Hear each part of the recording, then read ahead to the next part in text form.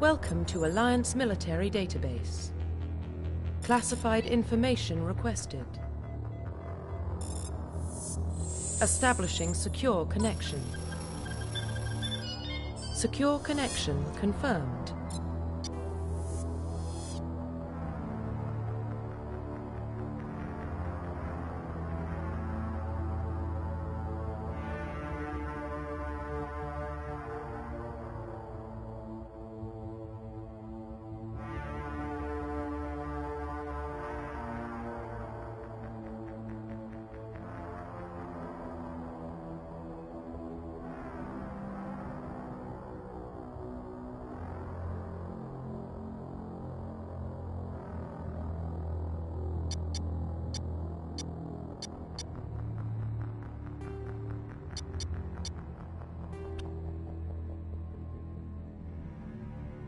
Please log in to access your profile.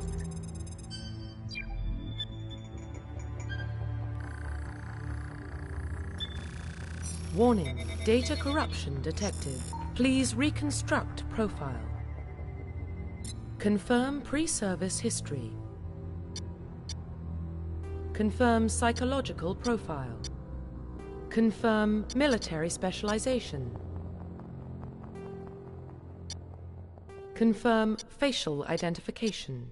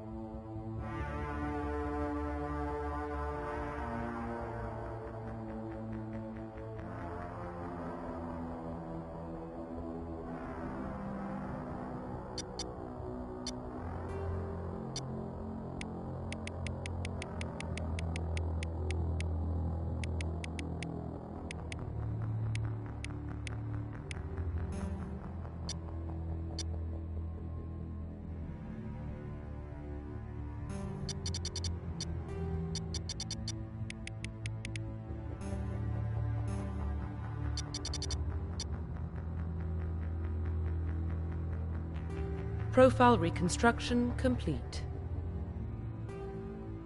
Identification confirmed.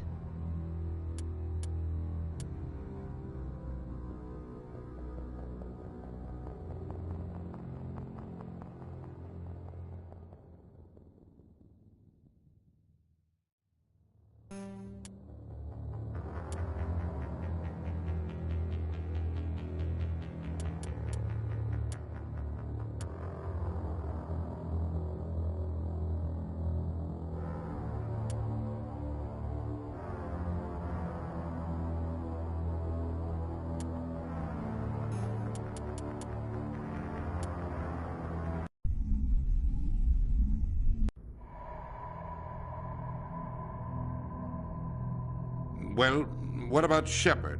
She's a spacer, lived aboard starships most of her life. Military service runs in the family. Both her parents were in the Navy.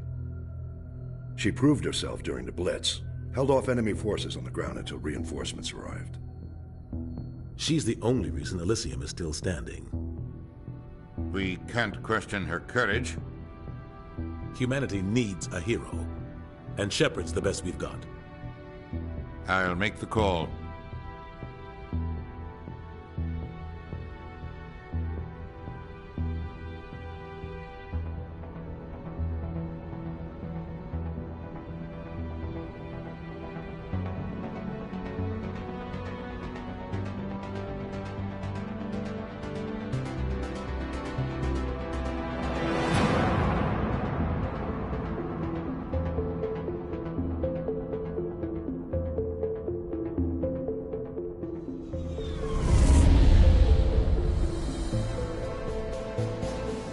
Arcturus Prime relay is in range. Initiating transmission sequence. Commander?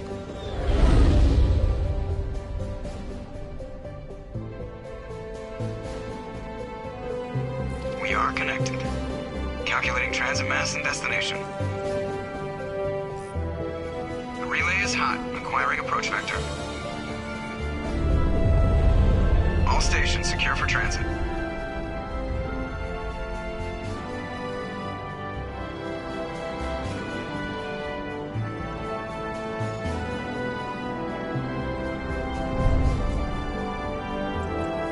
Green. Approach run has begun.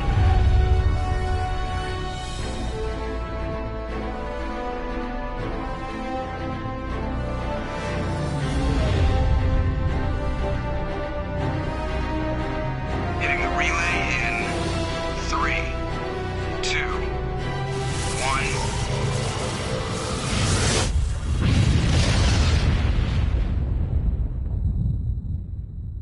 1. Thrusters. Check. Navigation. Check. Internal emission sync engaged. All systems online. Drift. Just under 1500K. 1500 is good. Your captain will be pleased. I hate that guy. Nihilus gave you a compliment. So you hate him. You remember to zip up your jumpsuit on the way out of the bathroom? That's good. I just jumped us halfway across the galaxy and hit a target the size of a pinhead. So that's incredible. Besides, Spectres are trouble. I don't like having them on board. Call me paranoid. You're paranoid. The Council helped fund this project. They have a right to send someone to keep an eye on their investment. Yeah, that is the official story. But only an idiot believes the official story. You always expect the worst. Well, bad feelings are an occupational hazard. But we don't go anywhere unless there's a good reason, so... What are we doing here? Joker, status report. Just cleared the mass relay, Captain. Stealth systems engaged. Everything looks solid. Good. Find a comm buoy and link us into the network. I want mission reports relayed back to Alliance Brass before we reach Eden Prime. Aye, aye, Captain. Better brace yourself, sir. I think Nihilus is headed your way. He's already here, Lieutenant. Tell Commander Shepard to meet me in the comm room for a debriefing. You get that, Commander?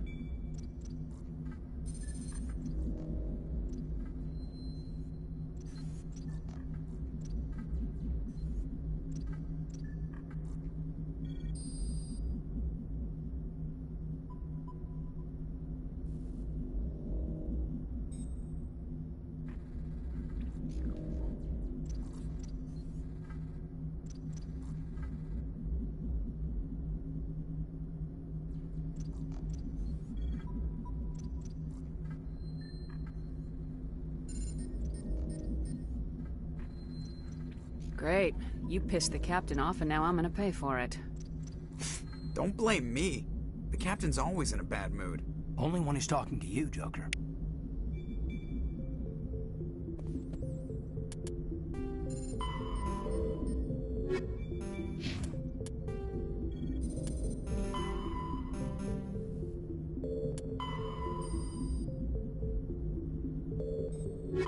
The Systems Alliance is an independent supranational government representing the interests of humanity as a whole.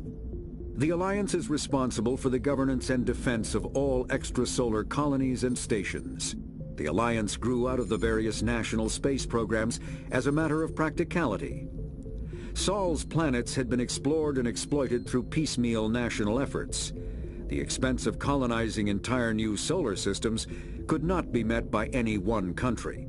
With humans knowing that alien contact was inevitable, there was enough political will to jointly fund an international effort. Still, the Alliance was often disregarded by those on Earth until the First Contact War.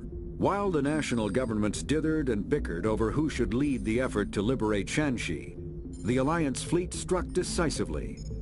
Post-war public approval gave the Alliance the credibility to establish its own parliament and become the galactic face of humanity.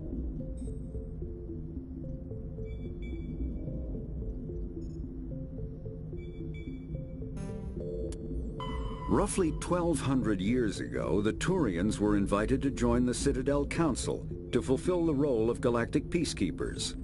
The Turians have the largest fleet in Citadel space, and they make up the single largest portion of the Council's military forces.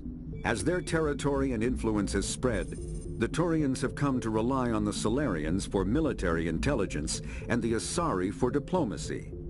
Despite a somewhat colonial attitude towards the rest of the galaxy, the ruling hierarchy understands they would lose more than they would gain if the other two races were ever removed.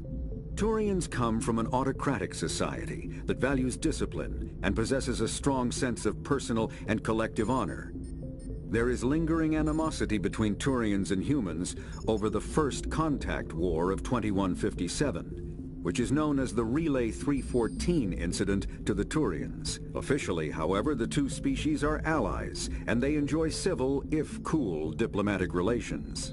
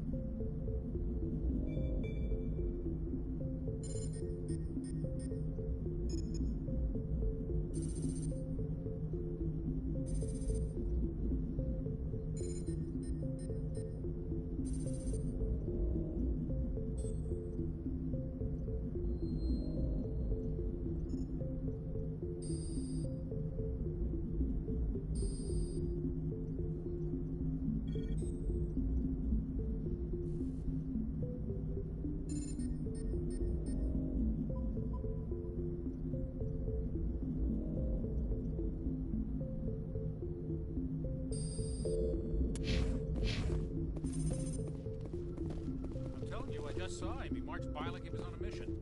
He's a Spectre. They're always on a mission. And we're getting dragged, right along with him. Relax, Presley. You're gonna give yourself an ulcer.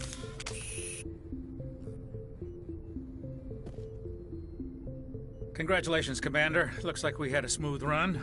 You heading down to see the captain?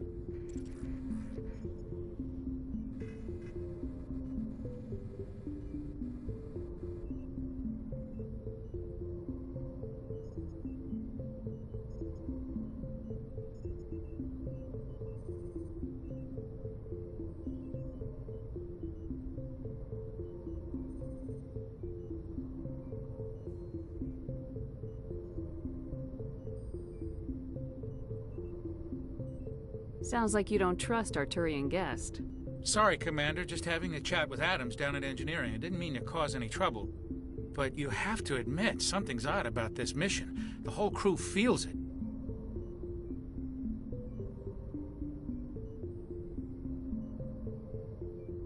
You think the Alliance brass is holding out on us?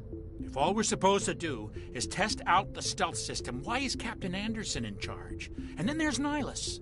Spectres are elite operatives, top covert agents. Why send a Spectre, a Turian Spectre, on a shakedown run? It doesn't add up.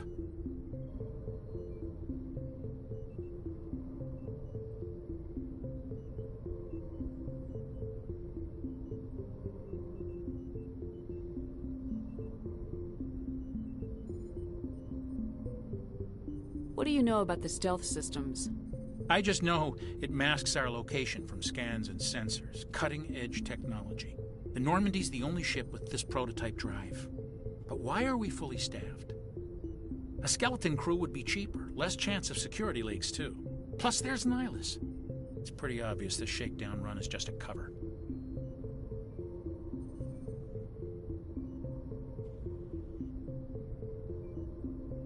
For what? Damned if I know, Commander. We're out here on false pretenses. I'm not a fan of being left in the dark. Do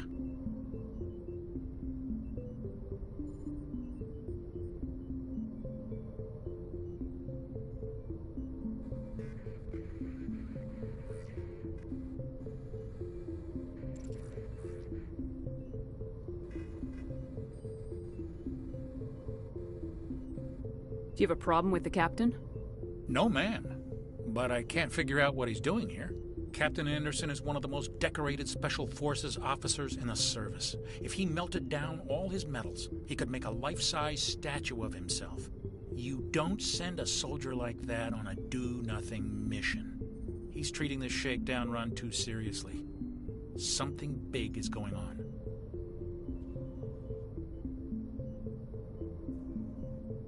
You don't trust Nihilus?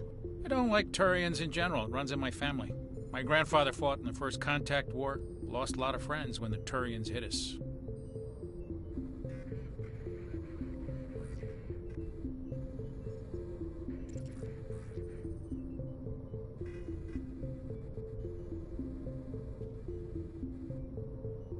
That was 30 years ago.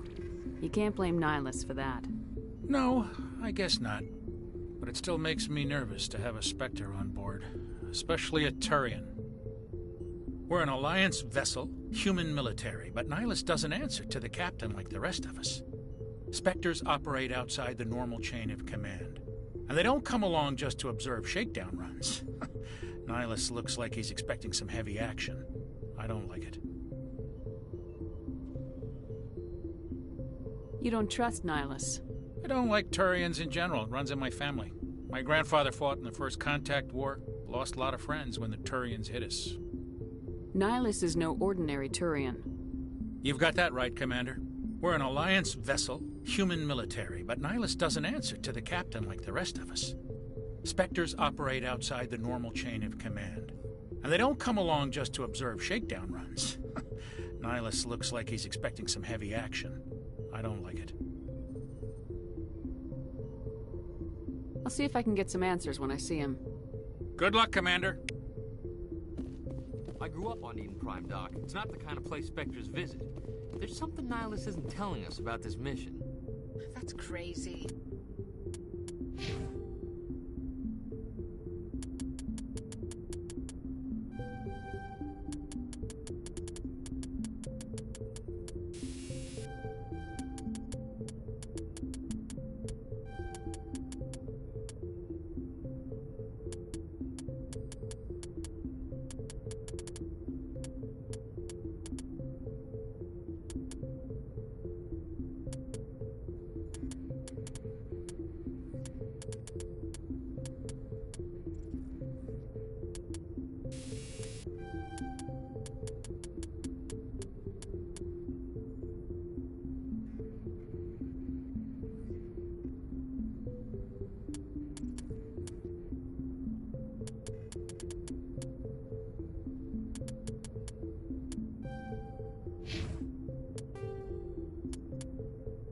Humanity's first contact with an alien race occurred in 2157. At that time, the Alliance allowed survey fleets to activate any dormant mass relays discovered, a practice considered dangerous and irresponsible by Council-aligned races. When a Turian patrol discovered a human fleet attempting to activate a relay, they attacked. One human vessel survived, retreating to the colony of Shanxi. The Turians followed, quickly defeating the local forces. Shanxi was occupied, the first and to date only human world to be conquered by an alien species. The Turians believed the handful of ships they defeated represented the bulk of human defenses, so they were unprepared when the Second Fleet, under Admiral Castany Drescher, launched a strong counteroffensive, evicting them from Shanxi. The Turians mobilized for full-scale war, drawing the attention of the rest of the galaxy. The Council quickly intervened, forcing a truce. Fortunately for humanity, the First Contact War was ended with a diplomatic solution.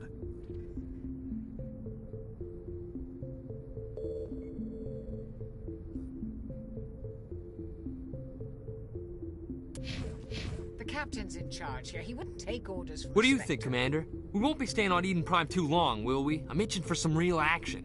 I sincerely hope you're kidding, Corporal. Your real action usually ends with me patching up crew members in the infirmary.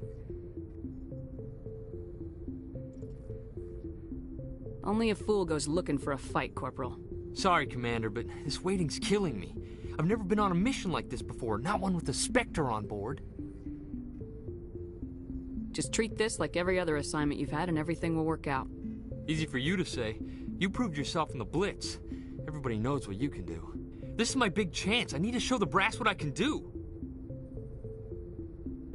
You're young, Corporal. You have a long career ahead of you. Don't do something stupid to mess it up. Don't worry, ma'am. I'm not gonna screw this up. What can you tell me about Nihilus? Turians are generally well respected by the other species. Their fleet has more patrols protecting Citadel space than any other. They don't always get on well with us, though. Some people find them too rigid. Others still blame them for the First Contact War. As for Nihilus, I haven't said more than 2 words to him. He usually only speaks to the captain. I hope we get a chance to see him in action. I heard Nihilus took down an entire enemy platoon all by himself. What do you know about the Spectres? Only what I've heard. Spectre agents work directly for the Citadel Council. They usually work alone or in small groups. Spectres don't have any official power, though. Basically, they're a shadow organization with a mandate to preserve and protect galactic stability. Protect it at any cost. Don't forget that part. Spectres operate above the law. Why don't we have any of our own people in there? Spectres usually come from the Council races, like the Turians. We've been trying to get a human accepted into their ranks for years now. Bathroom. So far, it hasn't happened. Hey, Commander, you'd make a good Spectre. You're a war hero, right? Held off an entire enemy fleet during the Blitz single-handed? That's the kind of talent the Spectres are looking for. This is all just wild speculation.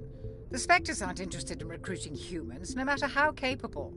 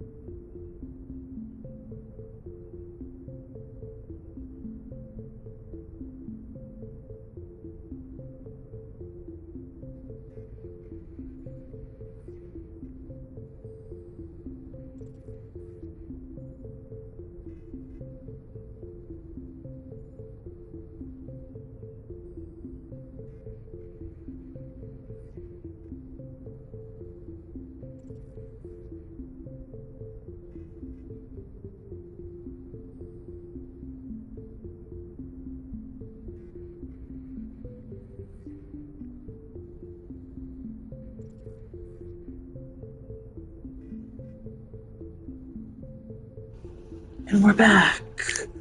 How do you control agents with unlimited power? I suppose the Council could revoke the Spectre status of an agent who got out of hand. At that point, Citadel Security Services would take over. Those rather- grunts wouldn't stand a chance. The Spectres were 20 I'd rather years pause old. The Spectres police at an themselves. unimportant They spot go than wrong, they send another shoot agent to take myself. them down. That's Spectre justice. The Corporal's confusing romantic legends with reality, Commander.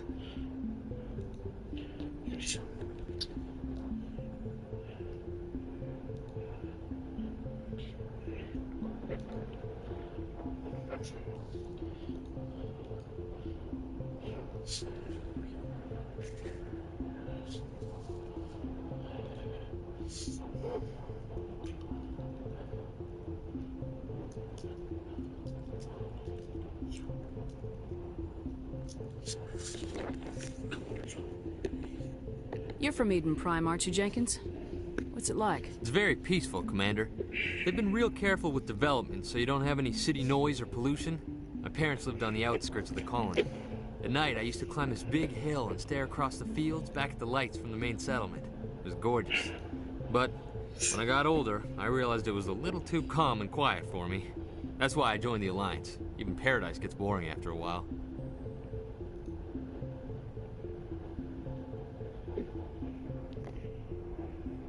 Any idea why Eden Prime was chosen as our destination? Not really sure, Commander. Eden Prime's one of our most stable colonies. Good place to take the Normandy for a shakedown run, I guess. No real danger there. There's gotta be something else going on. We've got a Spectre on board. That's why I'm so wound up. I can't wait for the real mission to start.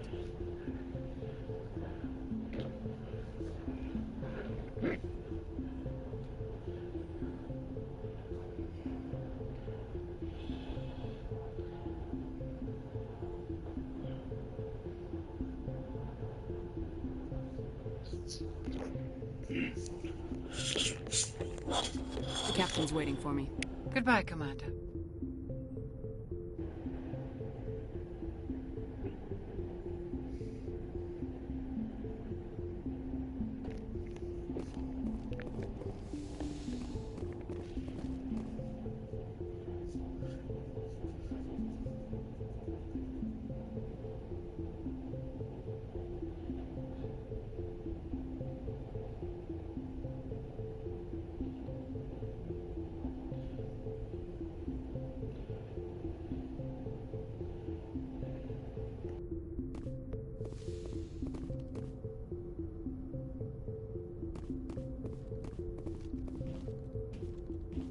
Commander Shepard, I was hoping you'd get here first.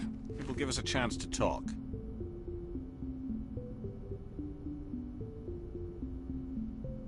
The captain said he'd meet me here.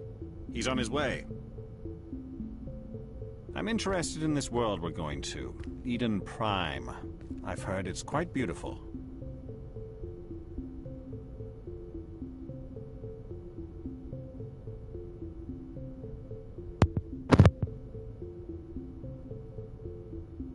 I've never been there. But you know of it. It's become something of a symbol for your people, hasn't it? Proof that humanity can not only establish colonies across the galaxy, but also protect them. But how safe is it, really?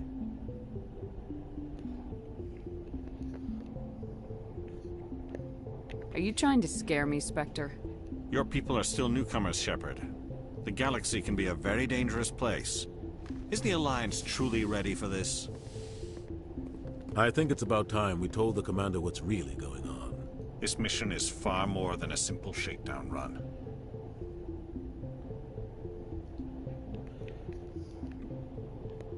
Is someone gonna fill me in, Captain? We're making a covert pickup on Eden Prime. That's why we needed the stealth systems operational.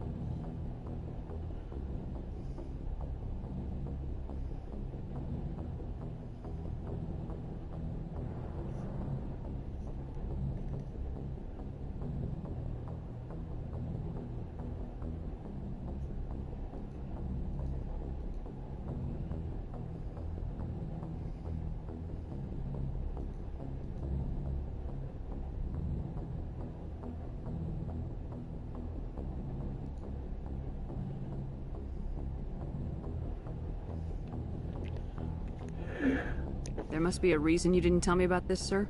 This comes down from the top, Commander. Information strictly on a need-to-know basis. A research team on Eden Prime unearthed some kind of beacon during an excavation. It was Prothean.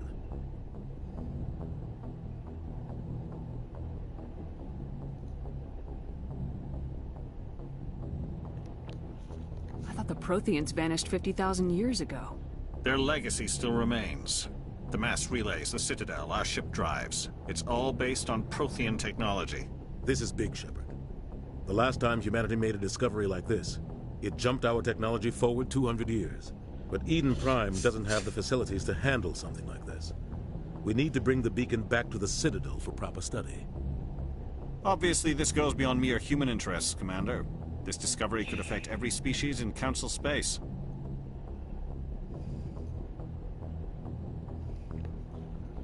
Why didn't we keep the beacon for ourselves? You humans don't have the best reputation. Some species see you as selfish, too unpredictable, too independent, even dangerous. Sharing that beacon will improve relations with the Council. Plus, we need their scientific expertise. They know more about the Protheans than we do. The beacon's not the only reason I'm here, Shepard. Nihilus wants to see you in action, Commander. He's here to evaluate you. What's going on, Captain? The Alliance has been pushing for this for a long time. Humanity wants a larger role in shaping interstellar policy. We want more say with the Citadel Council. The Spectres represent the Council's power and authority. If they accept a human into their ranks, it shows how far the Alliance has come. You held off an enemy assault during the Blitz single-handed. You showed not only courage, but also incredible skill. That's why I put your name forward as a candidate for the Spectres. Why would a Turian want a human in the Spectres? Not all Turians resent humanity. Some of us see the potential of your species. We see what you have to offer to the rest of the galaxy, and to the Spectres. We are an elite group. It's rare to find an individual with the skills we seek. I don't care that you're human, Shepard. I only care that you can do the job.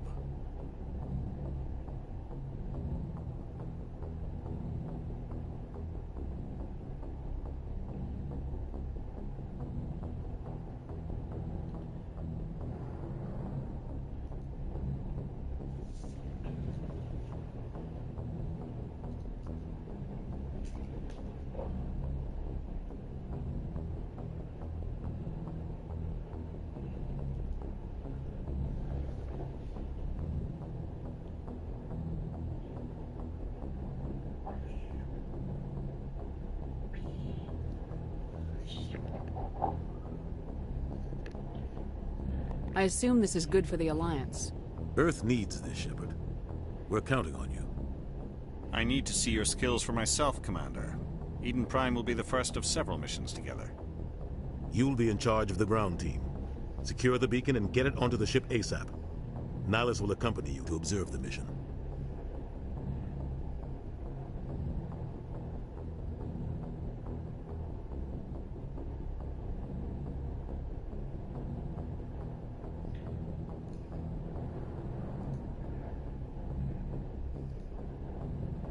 It's happening.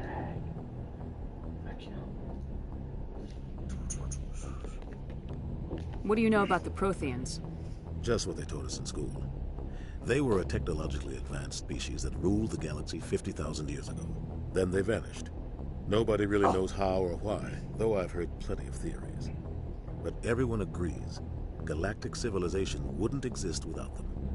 Their citadel is the very heart of galactic society, and without their mass relays, interstellar travel would be impossible.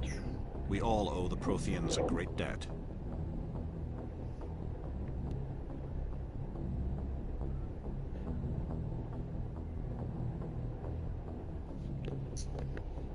I'd like to know more about Eden Prime before we touch down. It's a peaceful farming world, but it represents something much bigger. Eden Prime is one of our oldest and most successful colonies. It proved we were ready to face the challenges of settling new worlds, to forge a place for humanity beyond Earth. It symbolizes humanity's growth and evolution as a spacefaring species. And after this, it will be known as the world where humans made a discovery of galactic importance.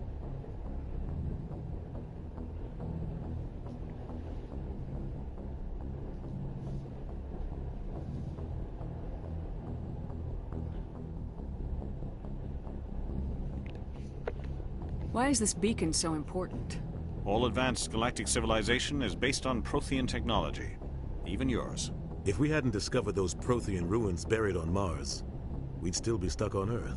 That was just a small data cache. Who knows what we can learn from this beacon? What if it's a weapons archive? We can't let it fall into the wrong hands.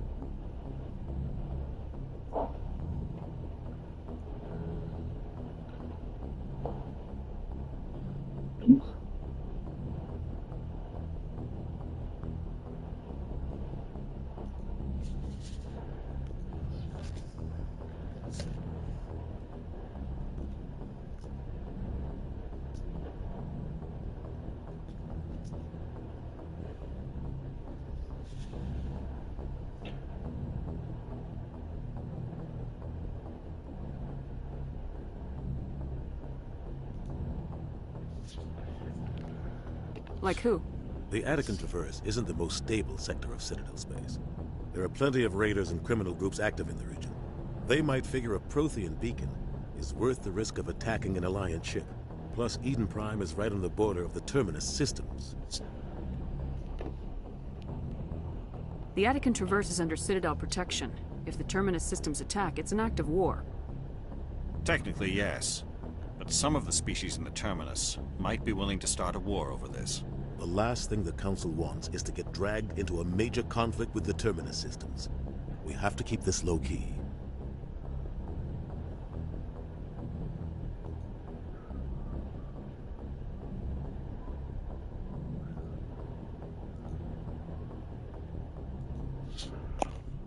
Just give the word, Captain. We should be getting close to Eden. Captain, we got a problem. What's wrong, Joker? Transmission from Eden Prime, sir. You better see this. Bring it up on screen.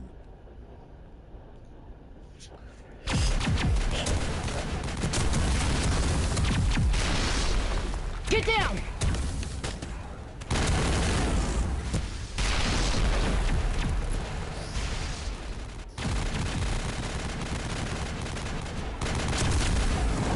We are under attack, taking heavy casualties. I repeat, heavy casualties. We can't get evac. They came out of nowhere. We need...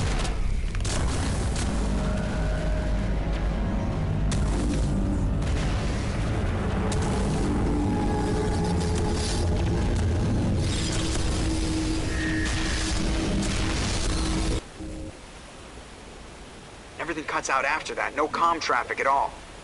Just goes dead. There's nothing. Reverse and hold at 38.5.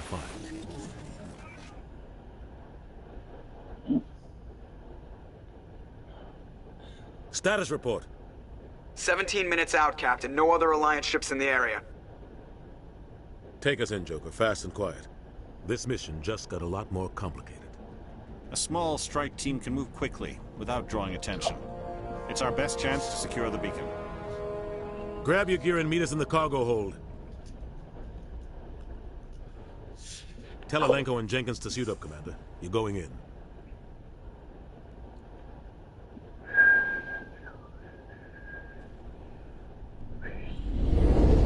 Engaging stealth systems. Somebody was doing some serious digging here, Captain. Your team's the muscle in this operation, Commander. Go in heavy and head straight for the dig site. What about survivors, Captain? Helping survivors is a secondary objective. The beacon's your top priority. Approaching drop point 1. Nyland, you're coming with us? I move faster on my own. Nihilus will scout out ahead. He'll feed you status reports throughout the mission. Otherwise, I want radio silence.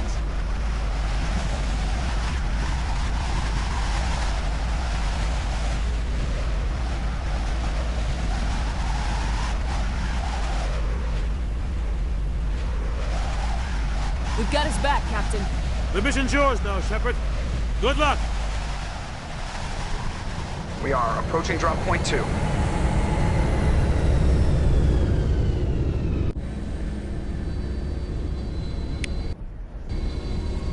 Ship perimeter secure, Commander.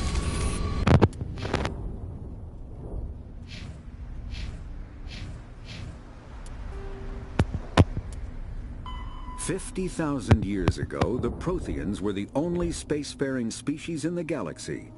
They vanished in a swift galactic extinction. Only the legacy of their empire remains. They are believed to have built the mass relays and the Citadel, which have allowed numerous species to explore and expand throughout the galaxy. Prothean ruins are found on worlds across the galaxy. While surprisingly intact for their age, functioning examples of Prothean paleotechnology are rare. Time and generations of looters have picked their dead cities and derelict stations clean. Some believe the Protheans meddled in the evolution of younger races. The Hanar homeworld of Kajay, for example, shows clear evidence of former Prothean occupation. The presence of a former Prothean observation post on Mars has caused a rebirth of interventionary evolutionists among humans. These individuals believe the god myths of ancient civilizations are misremembered encounters with aliens. Spectres are agents from the Office of Special Tactics and Reconnaissance, and answer only to the Citadel Council. They are elite military operatives, granted the authority to deal with threats to peace and stability in whatever way they deem necessary. They operate independently or in groups of 2 or 3. Some are empathetic peacekeepers, resolving disputes through diplomacy. Others are cold-blooded assassins, ruthlessly dispatching problem individuals. All get the job done one way or another, often operating outside the bounds of galactic law. The Spectres were founded after the Solarians joined the Council.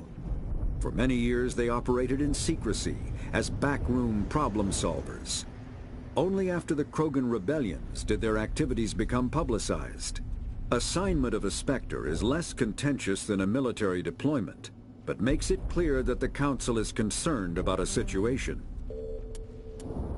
The Terminus systems are located on the far side of the Attican Traverse, beyond the space administered by the Citadel Council or claimed by the Human Systems Alliance. It is populated by a loose affiliation of minor species, united only in their refusal to acknowledge the political authority of the Council or adhere to the Citadel conventions. Their independence comes at a price. The Terminus is fraught with conflict. War among the various species is common, as governments and dictators constantly rise and fall. The region is a haven for illegal activities, particularly piracy and the slave trade. At least once a year, a fleet from the Terminus invades the nearby Attican Traverse. These attacks are typically small raids against poorly defended colonies. The Council rarely retaliates, as sending patrols into the Terminus systems could unify the disparate species against their common foe, triggering a long and costly war.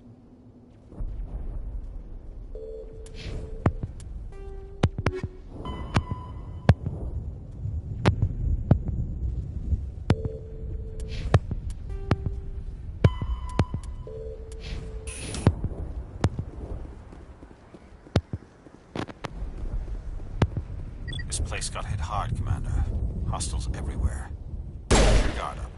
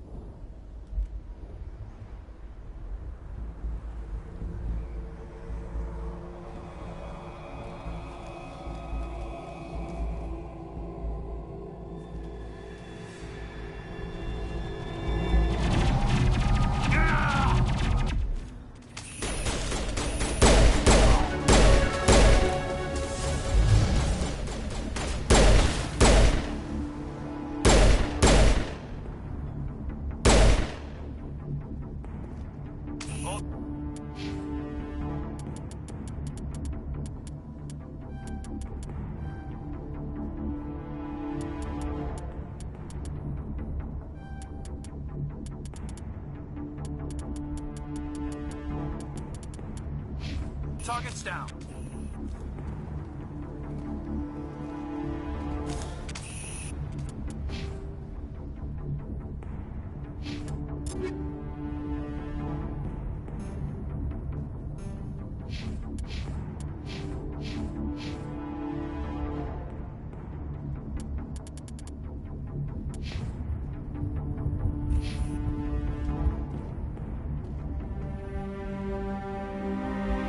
Right through his shields. We're out of chance.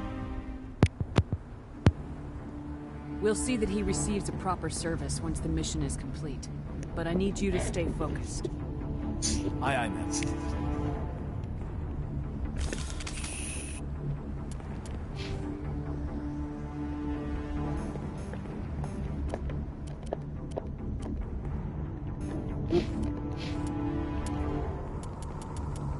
Kinetic barriers, more commonly called shields, provide protection against most mass accelerator weapons. Whether on a starship or a soldier's suit of armor, the basic principle remains the same. Kinetic barriers are repulsive mass effect fields, projected from tiny emitters. These shields safely deflect small objects traveling at rapid velocities.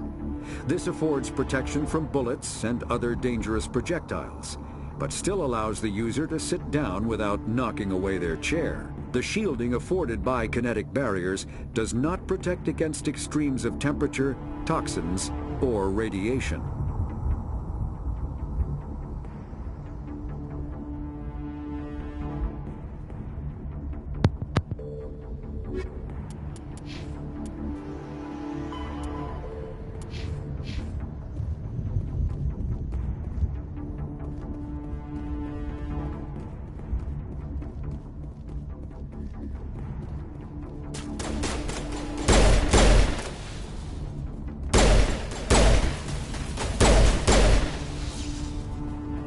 Some burned out buildings here, Shepard. A lot of bodies.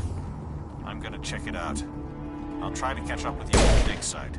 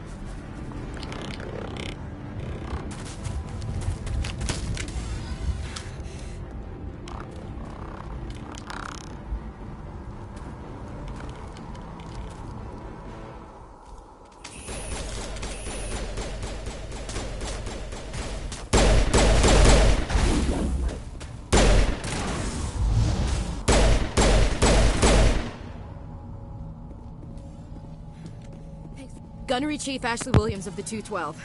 You the one in charge here, ma'am?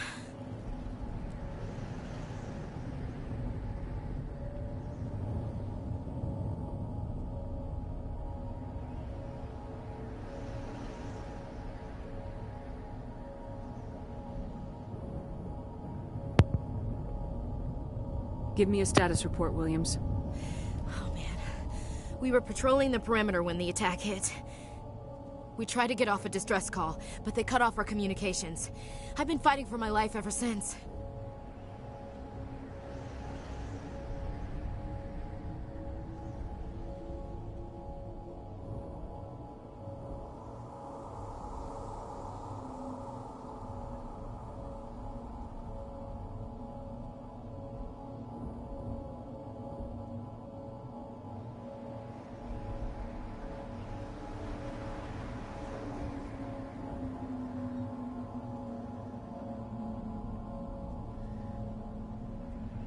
Where's the rest of your squad? We tried to double back to the beacon, but we walked into an ambush. I don't think any of the others... I think I'm the only one left. This isn't your fault, Williams. You couldn't have done anything to save them. Yes, ma'am. We held our position as long as we could, until the Geth overwhelmed us. The Geth haven't been seen outside the Veil in nearly 200 years. Why are they here now? They must have come for the beacon. The dig site is close, just over that rise. It might still be there.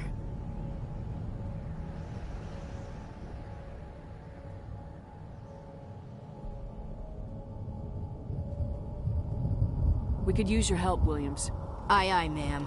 It's time for payback. What else do you know about the Geth? Just what I remember from history class back in school. They're synthetics, non-organic life forms with limited AI programming, created by the Quarians a few centuries ago. They were supposed to be a source of cheap labor, but ended up turning on the Quarians and drove them into exile. Well, after that, they just kind of disappeared behind the Perseus Veil. Nobody's really heard much from them since.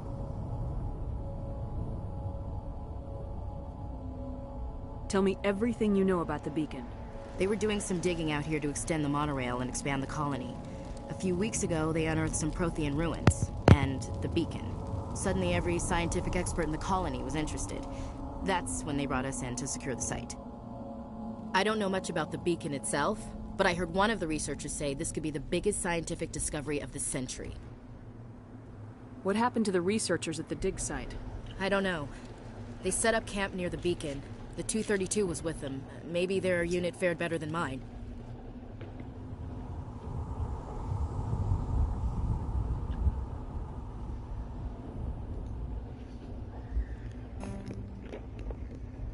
Have you seen a Turian Spectre around here? There aren't any Turians on Eden Prime. None that I've ever met. Not sure I'd be able to tell if one was a Spectre anyway. If you saw this guy, you'd know. Carries enough firepower to wipe out a whole platoon. Luckily, he's on our side. Sorry. Like I said, no Turians.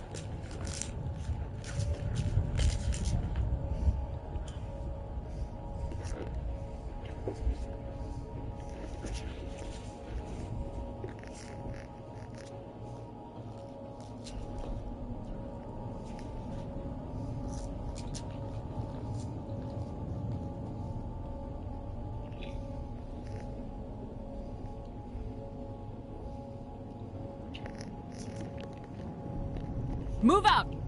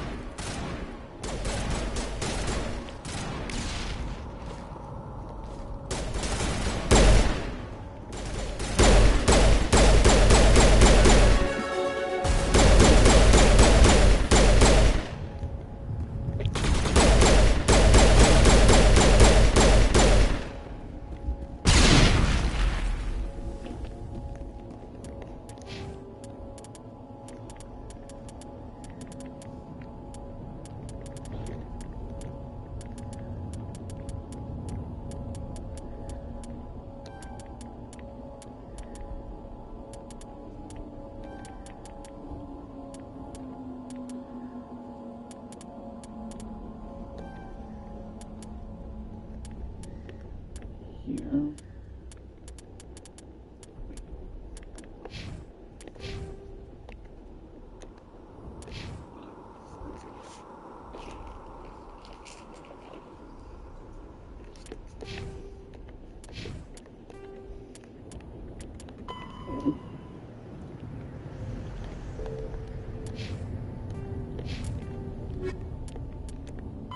The Geth are a humanoid race of networked AIs.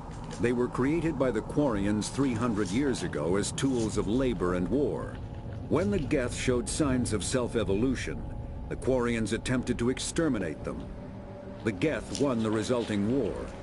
This example has led to legal, systematic repression of artificial intelligences in galactic society. The Geth possess a unique distributed intelligence. An individual has rudimentary animal instincts, but as their numbers and proximity increase, the apparent intelligence of each individual improves. In groups, they can reason, analyze situations, and use tactics, as well as any organic race. Geth space is located at the trailing end of the Perseus Arm, beyond the lawless Terminus systems. The Perseus Veil, an obscuring dark nebula of opaque gas and dust, lies between their space and the Terminus systems.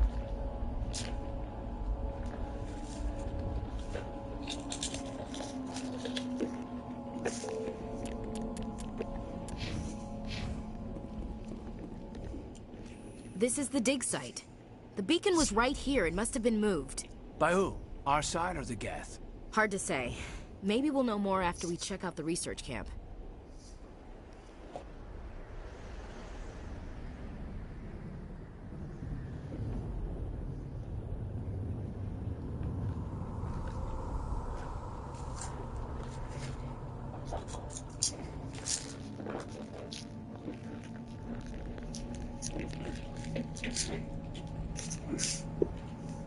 You think anyone got out of here alive? If they were lucky. Maybe hiding up in the camp. It's just on the top of this ridge, up the ramps. Change of plans, Shepard. There's a small spaceport up ahead. I want to check it out. I'll wait for you there.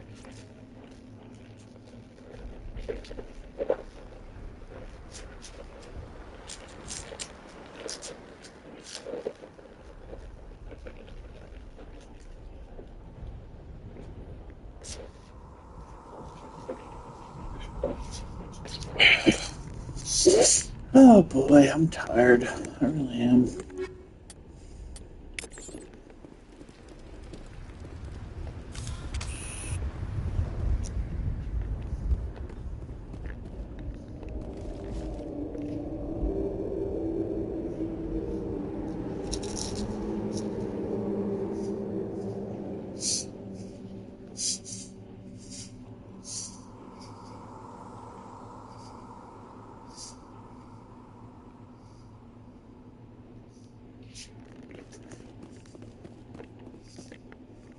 Looks like they hit the camp hard. It's a good place for an ambush. Keep your guard up.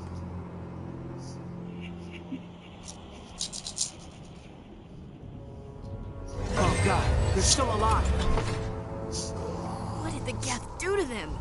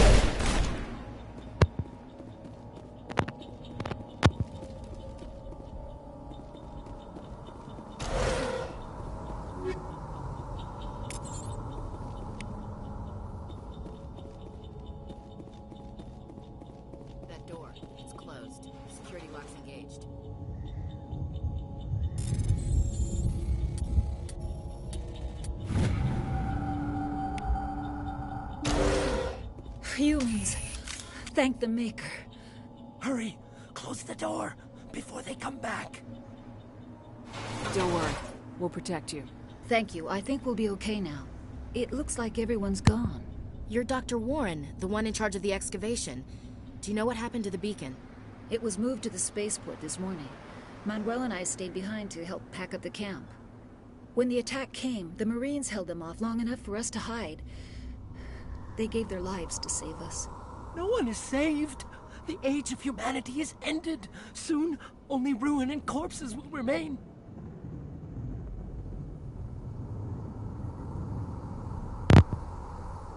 What else can you tell me about the attack? It all happened so fast. 1 second we were gathering up our equipment. The next we were hiding in the shed while the Geth swarmed over the camp. Agents of the destroyers, bringers of darkness, heralds of our extinction. We could hear the battle outside. Gunfire, screams. I thought it would never end. Then everything went quiet. We just sat there, too afraid to move, until you came along.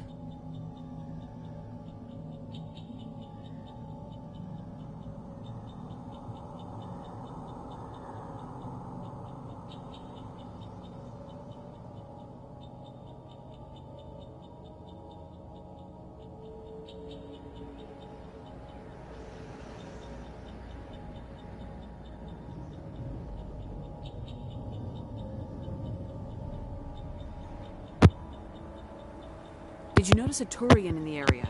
I saw him, the Prophet, leader of the enemy. He was here before the attack. That's impossible. Nihilus was with us in the Normandy before the attack. He couldn't have been here. I'm sorry. Manuel's still a bit unsettled. We haven't seen your Turian. We've been hiding in here since the attack. Can you tell me anything about the beacon? It's some type of data module from a galaxy-wide communications network. Remarkably well preserved. It could be the greatest scientific discovery of our lifetime. Miraculous new technologies, groundbreaking medical advances. Who knows what secrets are locked inside? We have unearthed the heart of evil, awakened the beast, unleashed the darkness. Manuel, please. This isn't the time.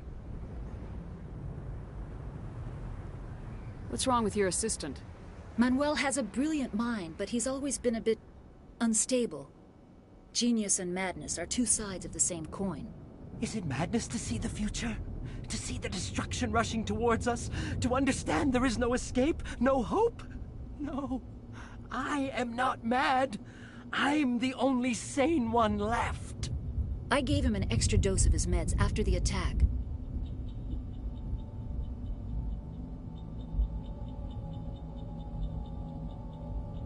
Williams, take us to the spaceport.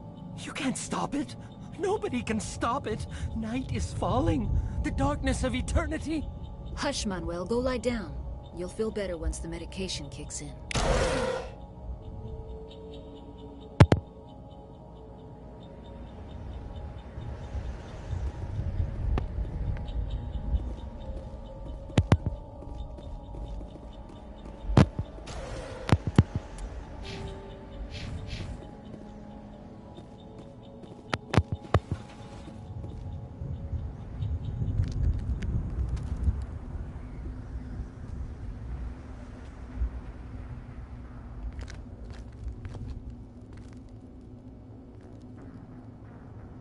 Saren.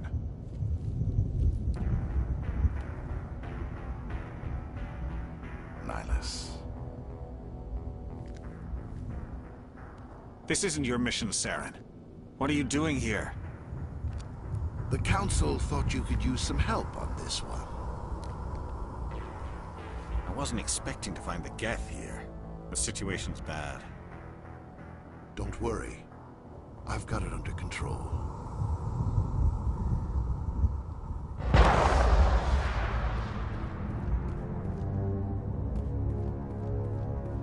What is that? Off in the distance. Look at the size of it.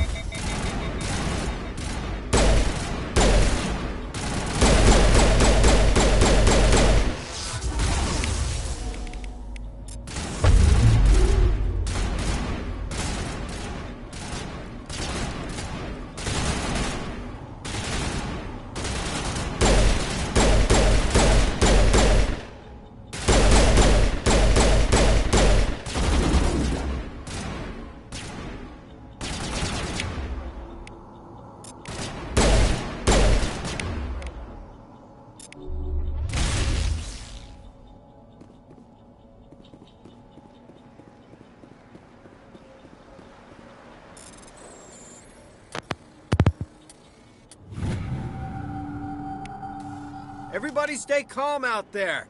We're coming out, we're not armed. Is it safe? Are they gone?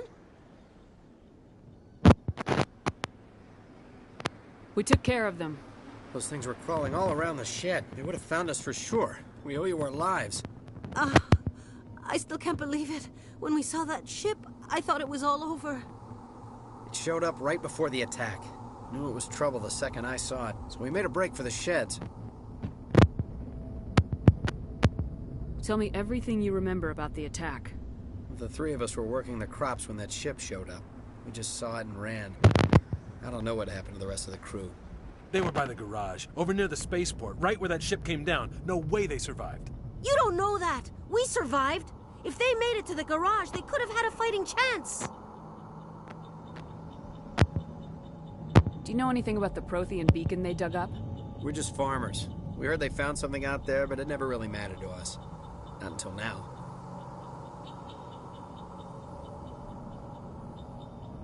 What else can you tell me about the ship you saw? I was too busy running to get a clear look at it. I think it landed over near the spaceport. Tell them about the noise, Cole. That awful noise. It was emitting some kind of signal as it descended. It sounded like the shriek of the damned.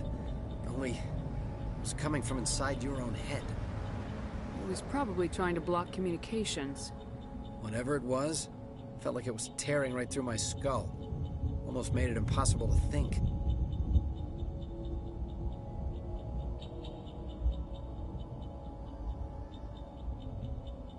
I have to go. Hey, Cole, we're just a bunch of farmers. These guys are soldiers. Maybe we should give them the stuff. Jeez, Blake, you gotta learn when to shut up. You have something to tell me, Cole?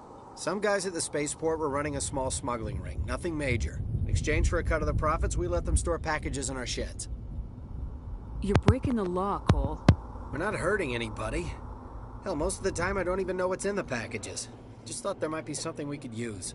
I found a pistol. Figured it would come in handy if those things came back. But you'll probably get more use out of it than we will.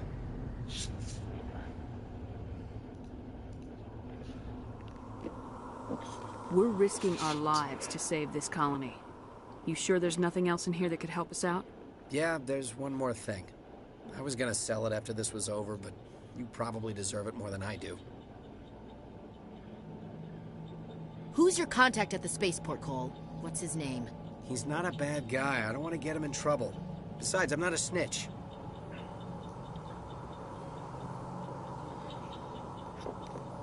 He might have something to do with this whole attack, Cole. We need his name. It's important. Yeah, okay, you're right. His name's Powell. Works the docks at the spaceport, if he's still alive. I have to go. Good luck.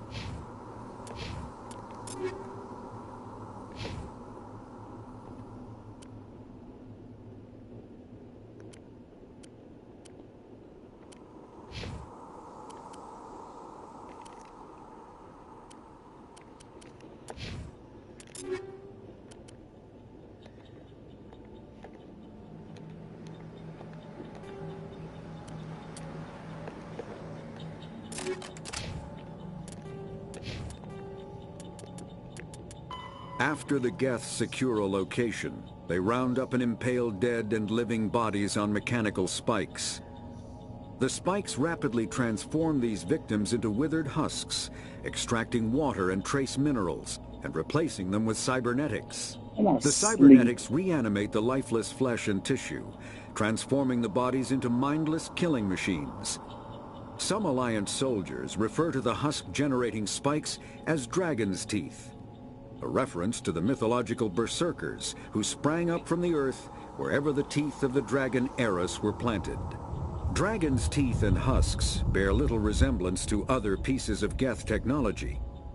No one is sure why a synthetic race would bother to drain the minuscule amount of recoverable resources from organic corpses, though the value of reusing them as shock troops is obvious.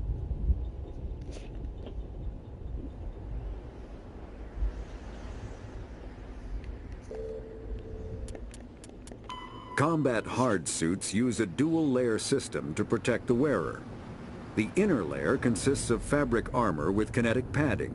Areas that don't need to be flexible, such as the chest or shins, are reinforced with sheets of lightweight, ablative ceramic. The outer layer consists of automatically generated kinetic barriers. Objects traveling above a certain speed will trigger the barrier's reflex system and be deflected, provided there is enough energy left in the shield's power cell. Armored hard suits are sealable to protect the wearer from extremes of temperature and atmosphere. Standard equipment includes an onboard mini-frame and a communications, navigation, and sensing suite. The mini-frame is designed to accept and display data from a weapon's smart targeting system to make it easier to locate and eliminate enemies.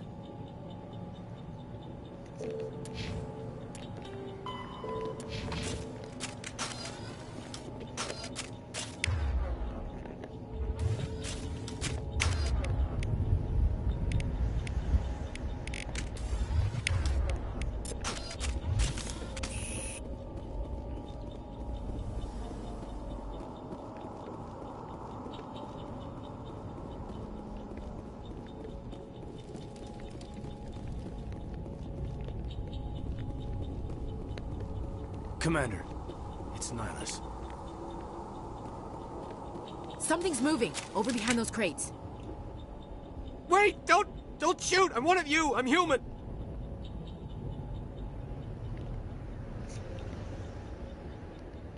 Sneaking up on us like that nearly got you killed. I'm sorry, I was hiding from those creatures. My name's Powell. I saw what happened to that Turian. The other one shot him.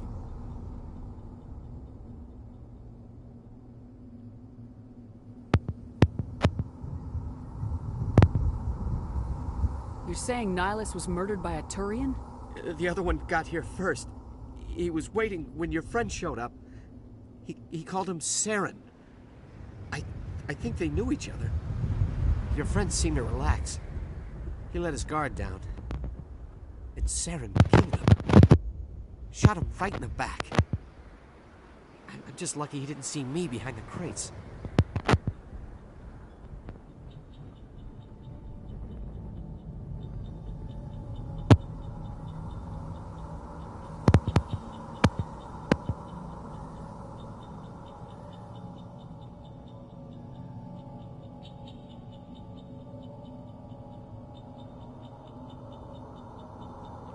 We were told a Prothean beacon was brought to the spaceport. What happened to it? It's over on the other platform. Probably where that guy Saren was headed. He hopped on the cargo train right after he killed your friend. I knew that beacon was trouble. Everything's gone to hell since we found it. First that damn mothership showed up, then the attack. They killed everyone. Everyone. If I hadn't been behind the crates, I'd be dead too.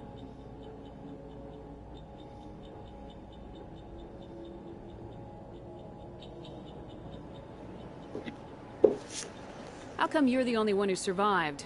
Why didn't anyone else try to hide behind the crates? They never had a chance. I was already behind the crates when the attack started. Wait a minute. You were hiding behind the crates before the attack? Sometimes I need a nap to get through my shift. I sneak off behind the crates to grab 40 winks where the supervisor can't find me. You survived because you're lazy?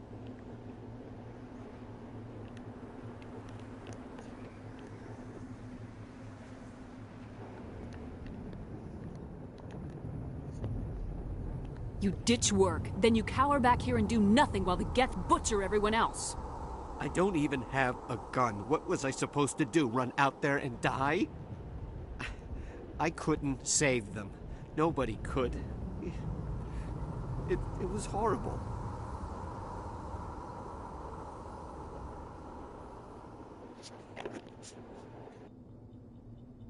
Tell me about the Geth attack. It was quick. 1 minute the ship was descending, the next, those Geth were swarming over the platform. Thousands of them. They must have been inside that mothership. They shot anything that moved. It was a massacre.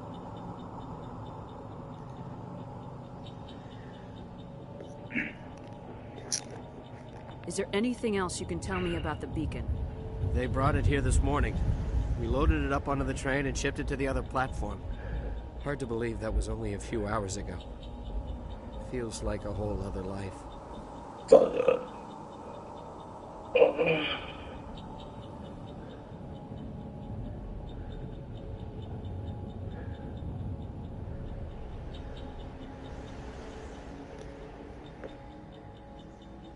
Tell me about this mothership you saw. I've never seen anything like it before. It was huge. Landed over near that platform.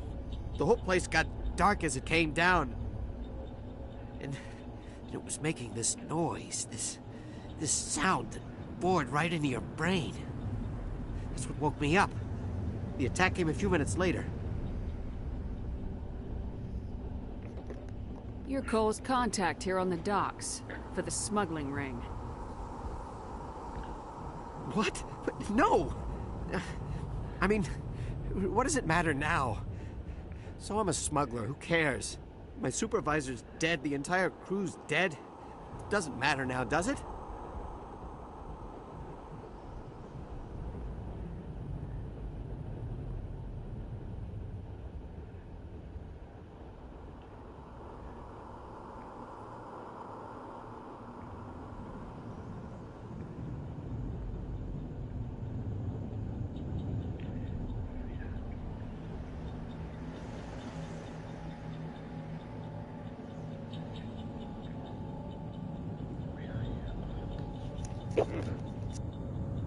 Anything hidden nearby that we could use against the Geth?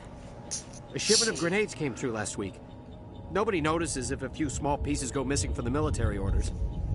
You greedy son of a bitch. We're out here trying to protect your sorry ass, and all you can think about is how you can rip us off? I never thought you'd actually need those grenades. Who'd want to attack Eden Prime? We're just a bunch of farmers. How was I supposed to know?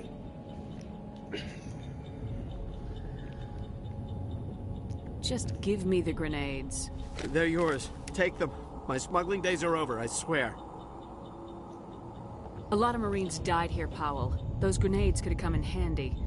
If I were you, I'd think of some way to make it up to them. Yeah, okay. There is something else I was saving. Could be worth a fortune. Experimental technology, top of the line. Take it. I don't need it. I didn't want anyone to get hurt. Really, I'm sorry. We need to find that beacon before it's too late. Take the cargo train. That's where the other Turian went. I can't stay here. I need to get away from all this.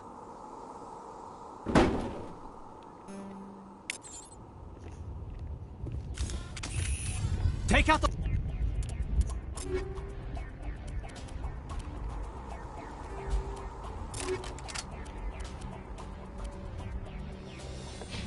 those hostiles!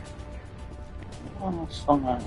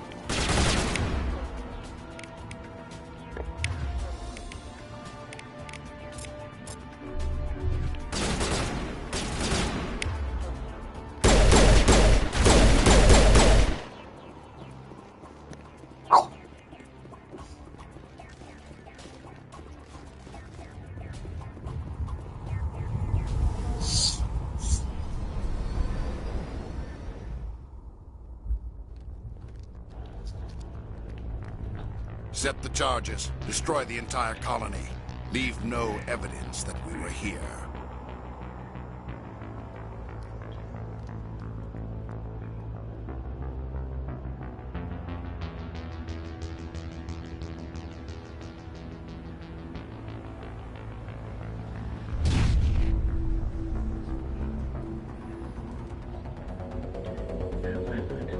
We done.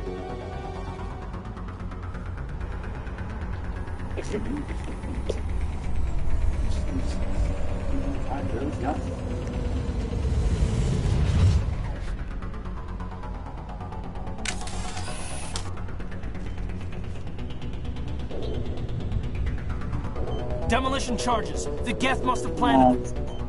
Hurry! Crap. We need to find them all and shut them down. No, I'm hitting this. This is a glitch that I hit last time.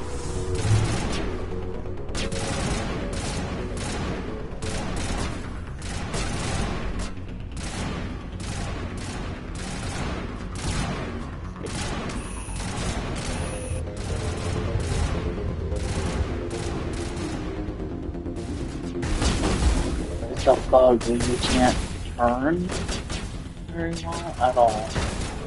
If at all.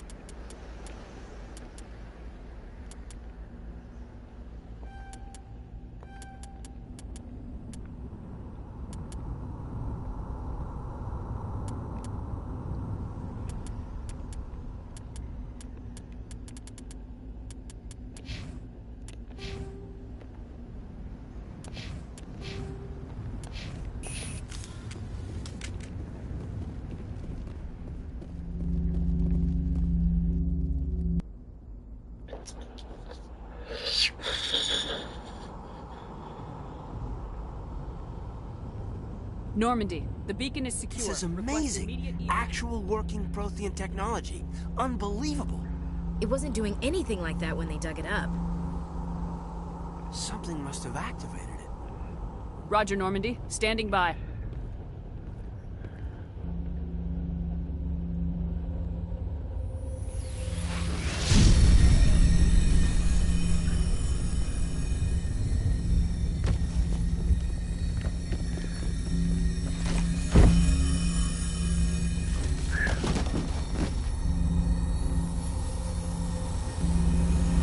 Shepard! No, don't touch it. It's too...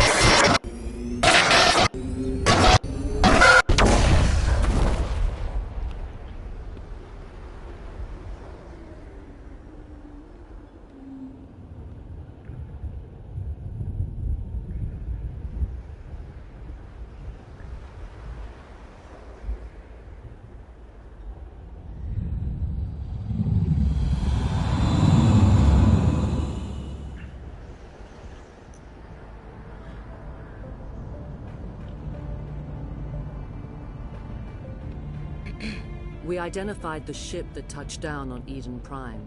The Normandy, a human alliance vessel. It was under the command of Captain Anderson. They managed to save the colony. And the beacon. One of the humans may have used it.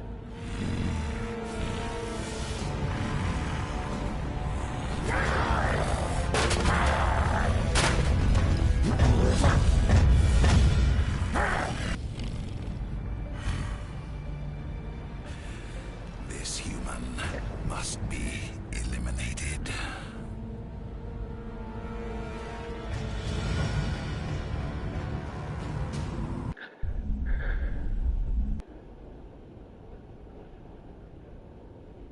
Doctor?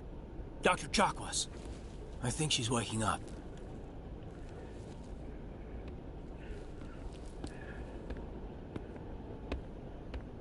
You had us worried there, Shepard. How are you feeling?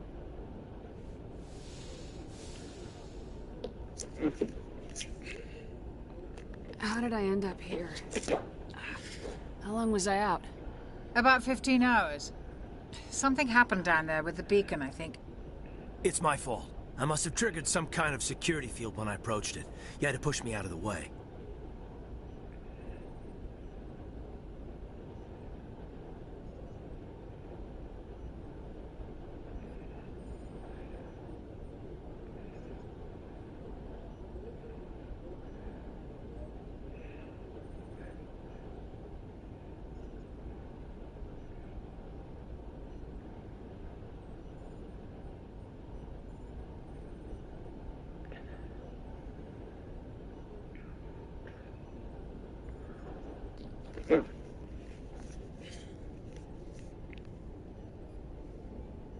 You had no way to know what would happen.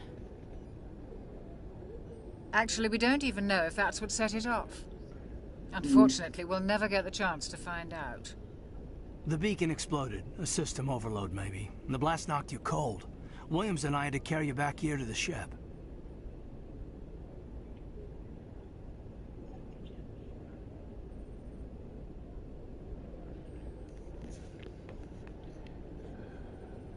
What's the damage, Doctor? Physically, you're fine. But I detected some unusual brain activity. Abnormal beta waves. I also noticed an increase in your rapid eye movement. Signs typically associated with intense dreaming. I saw... I'm not sure what I saw. Death, destruction... Nothing's really clear. I better add this to my report. It may... Oh, Captain Anderson. How's our XO holding up, Doctor? Well, all the readings look normal. I'd say the commander's going to be fine. Glad to hear it. Shepard, I need to speak with you. In private. Aye, aye, Captain. I'll be in the mess if you need me. Sounds like that beacon hit you pretty hard, Commander. Are you sure you're okay?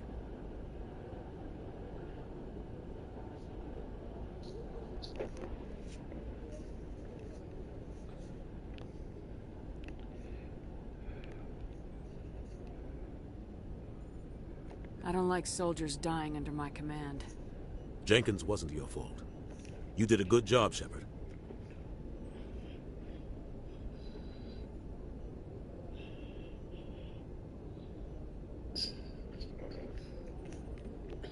Did we leave Gunnery Chief Williams back on Eden Prime? I figured we could use a soldier like her. She's been reassigned to the Normandy.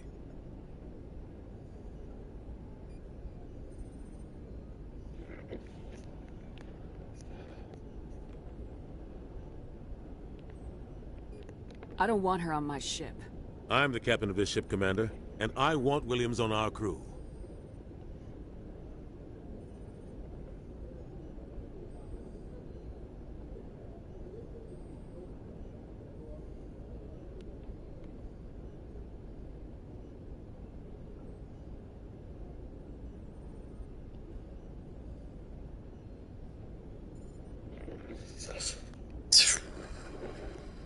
Intel dropped the ball, sir.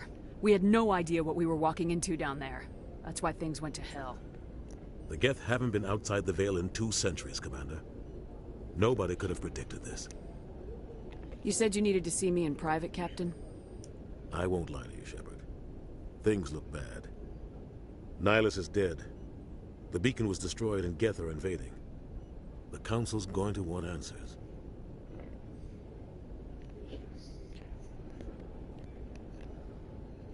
I didn't do anything wrong, Captain. Hopefully the Council can see that. I'll stand behind you and your report, Shepard. You're a damned hero in my books. That's not why I'm here. It's Saren, that other Turian. Saren's a Spectre, one of the best. A living legend. But if he's working with the Geth, it means he's gone rogue. A rogue Spectre's trouble. Saren's dangerous, and he hates humans. Why?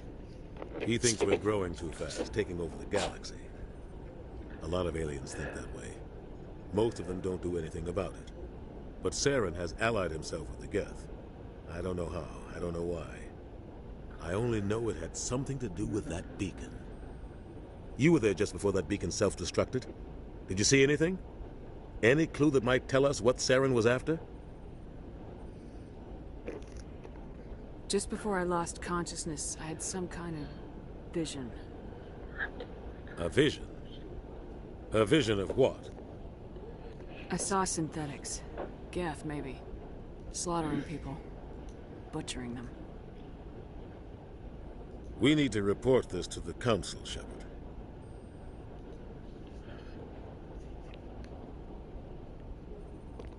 What are we gonna tell them? I had a bad dream? We don't know what information was stored in that beacon. Lost Prothean technology? Blueprints for some ancient weapon of mass destruction? Whatever it was. Saren took it. But I know Saren. I know his reputation is politics. He believes humans are a blight on the galaxy. This attack was an act of war. He has the secrets from the beacon. He has an army of Geth at his command, and he won't stop until he's wiped humanity from the face of the galaxy.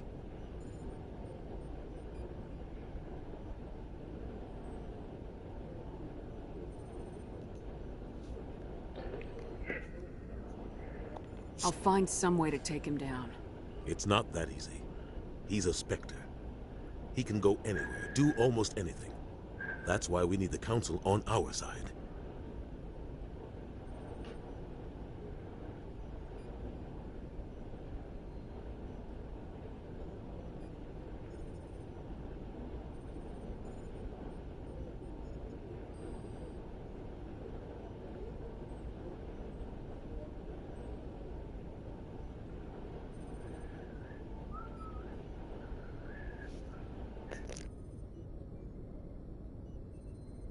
We prove Saren's gone rogue and the Council will revoke his Spectre status. I'll contact the Ambassador and see if he can get us an audience with the Council. He'll want to see us as soon as we reach the Citadel. We should be getting close. Head up to the bridge and tell Joker to bring us into dock.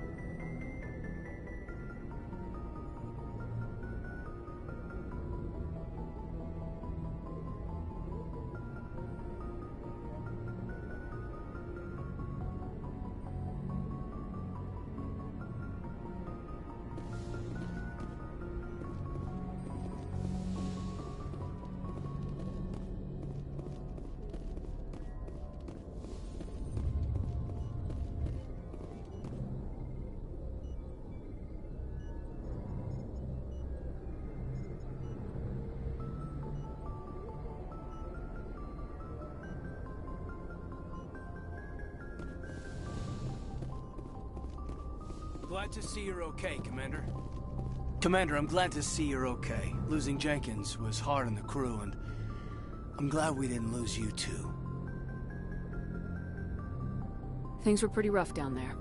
Yeah, you never get used to seeing dead civilians. It doesn't seem right somehow.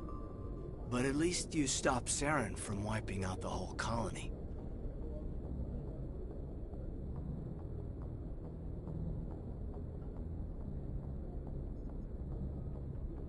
I couldn't have done it without you. We're Marines.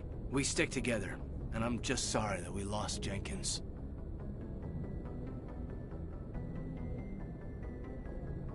Yeah, I wish I could have done something to save him. I was there. You did everything right. It was just bad luck. It's been a hell of a shakedown, Cruz. Our first mission ends with one Spectre killing another. The Citadel Council's not gonna be happy about that. Probably use it to lever more concessions out of the Alliance.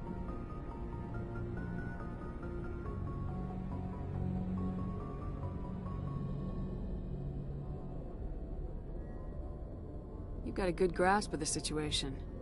You a career man? Yeah, a lot of biotics are. We're not restricted, but we sure don't go undocumented. May as well get a paycheck for it. Besides, my father served. I made him proud when I enlisted. Eventually. But is that why you're here? Because of your family?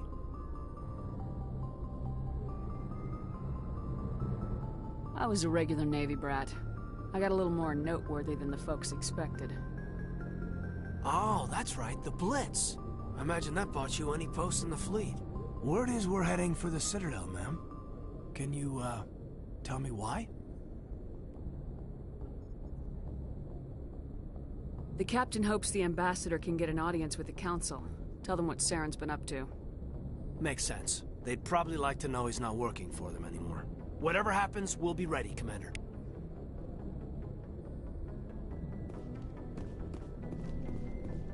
Yes, Commander? Is there something you need? How did you end up serving on an Alliance ship? I enlisted right out of med school. Earth always seemed boring to me. Too safe, too secure. I figured the colonies were teeming with exotic adventure. I wanted to travel the stars, tending the wounds of tough soldiers with piercing eyes and sensitive souls. Turns out military life isn't quite as romantic as I'd imagined. But humanity needs the Alliance if we want to keep expanding through the Traverse, and the Alliance always needs good doctors. So I stayed on to do my part.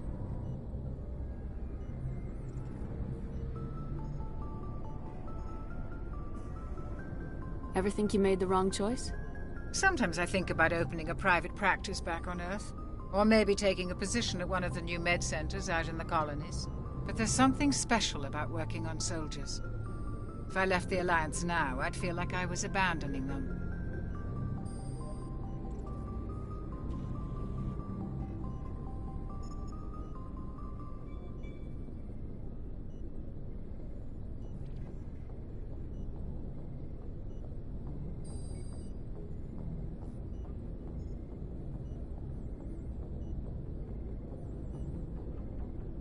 What do you know about Captain Anderson?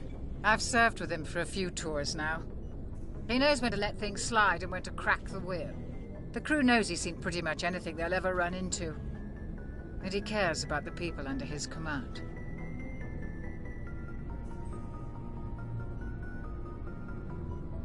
How well do you know the lieutenant? I'd never worked with him before this mission. But he has an impressive service record. Over a dozen special commendations. Tends to keep to himself, though. Maybe because of the headaches. It's not easy being an L2. What does that have to do with it? Well, most biotics now use the L3 implants.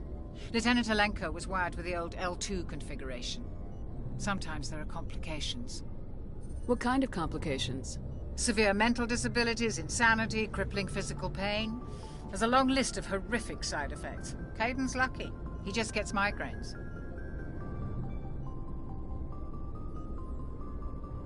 I should go. Goodbye, Commander.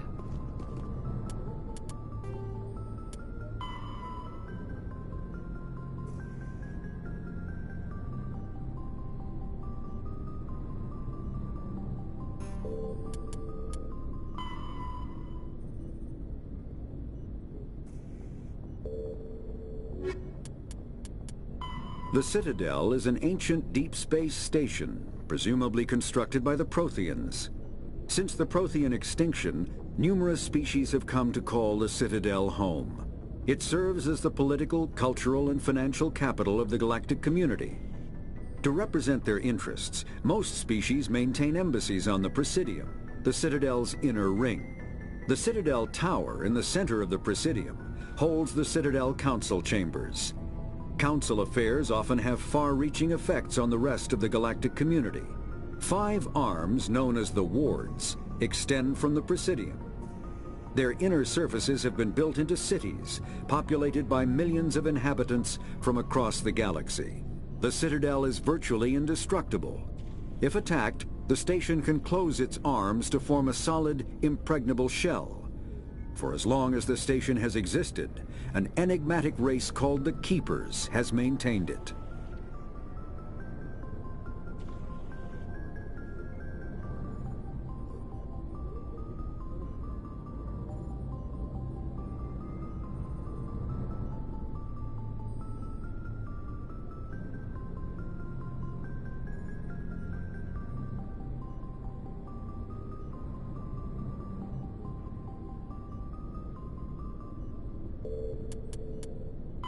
Biotics is the ability of rare individuals to manipulate dark energy and create mass effect fields through the use of electrical impulses from the brain. Intense training and surgically implanted amplifiers are necessary for a biotic to produce mass effect fields powerful enough for practical use. The relative strength of biotic abilities varies greatly among species and with each individual. There are 3 branches of biotics. Telekinesis uses mass-lowering fields to levitate or impel objects. Mass-raising kinetic fields are used to block or pin objects. Spatial distortion uses rapidly shifting mass fields to shred objects. Most organic species are capable of developing biotic abilities, though there are risks involved. Biotics are the result of an in utero exposure to element 0. This usually causes fatal cancers in the victim, but in rare cases, it coalesces into nodules within the fetus's developing nervous system.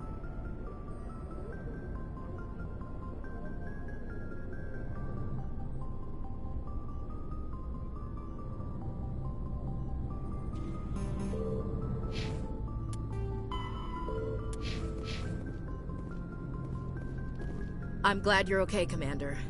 The crew could use some good news after what happened to Jenkins. Jenkins was a valuable part of this crew. Part of me feels guilty over what happened. If Jenkins was still alive, I might not be here.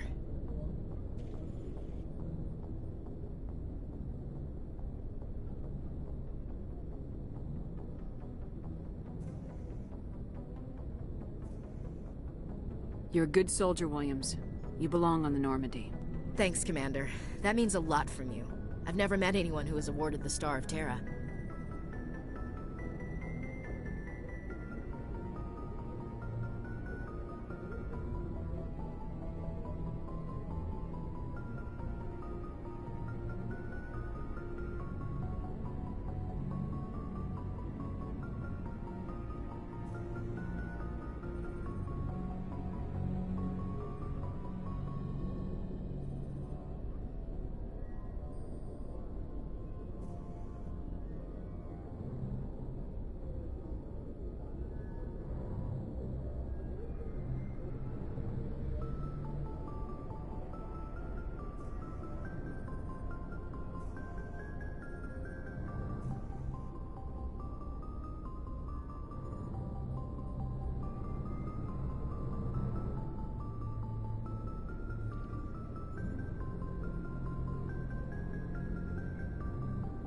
Things were pretty rough down there. Are you okay? I've seen friends die before. Comes with being a Marine. But to see my whole unit wiped out, and you never get used to seeing dead civilians. But things would have been a lot worse if you hadn't shown up.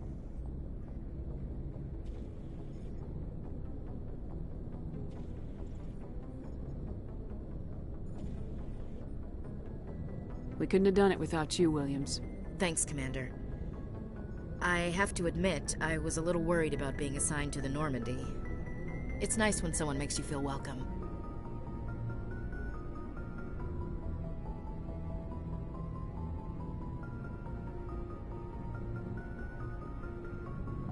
I think you're gonna fit in here just fine, Williams. Thanks, Commander.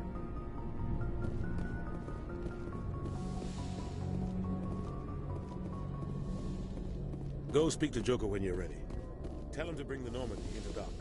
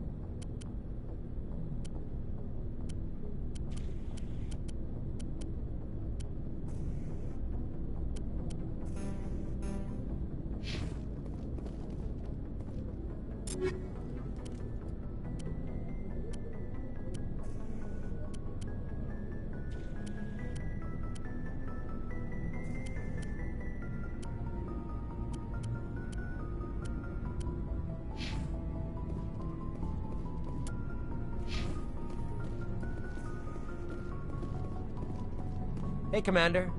Looking for some extra supplies before you head out? What have you got? Whatever you want. Armor, weapons, mods. It's not standard Alliance issue, but that's not necessarily a bad thing. Well, as long as you don't mind paying for it. Why should I pay you for my weapons and armor? My stuff doesn't come from the Alliance. I have to purchase it myself, and it's not cheap. Hell, the licenses alone have set me back more than I'd like. But no licenses, no goods. Without the goods, I'm out of a job.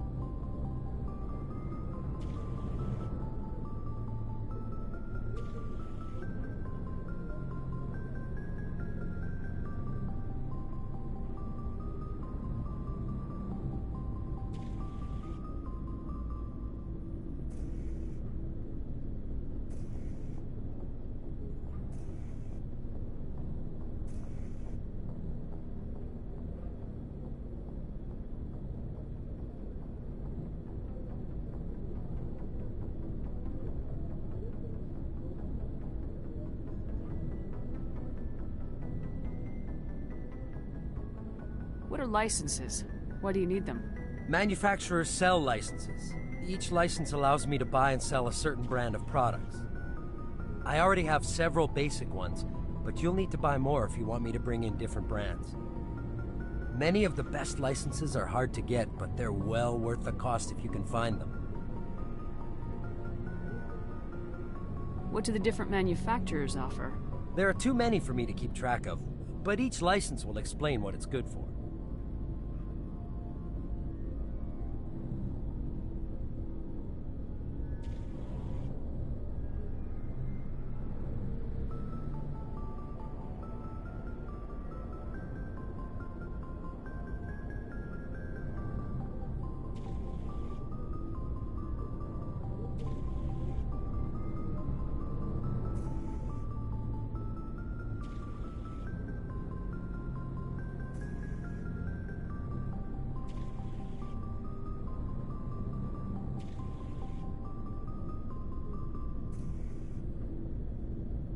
How often will you get new items?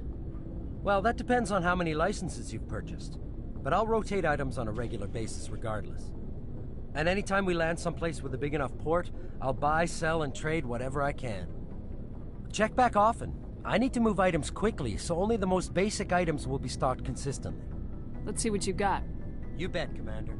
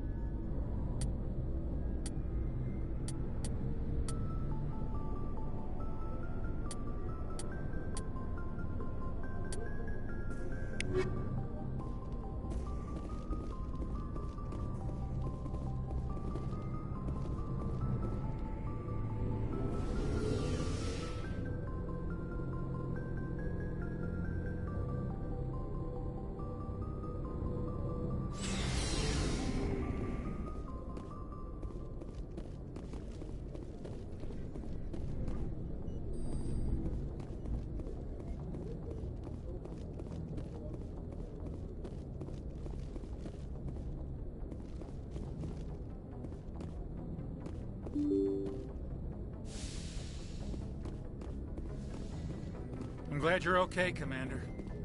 Losing Jenkins was hard enough on the crew.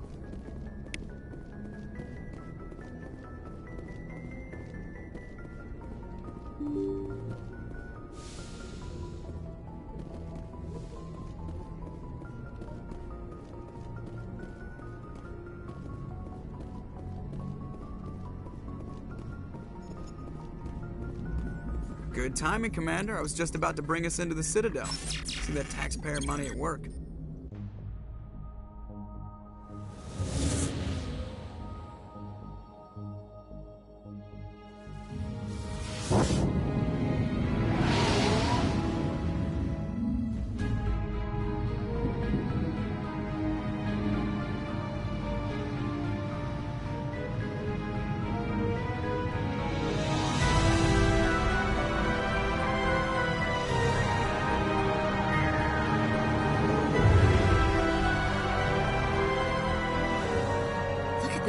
Of that ship.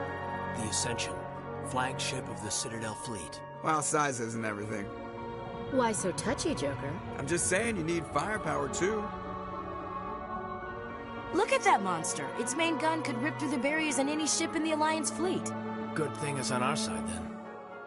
Citadel Control, this is SSV Normandy, requesting permission to land. Stand by for clearance, Normandy. Clearance granted. You may begin your approach. Transferring you to an Alliance operator. Roger, Alliance Tower. Normandy out. Normandy, this is Alliance Tower. Please proceed to Dock 422.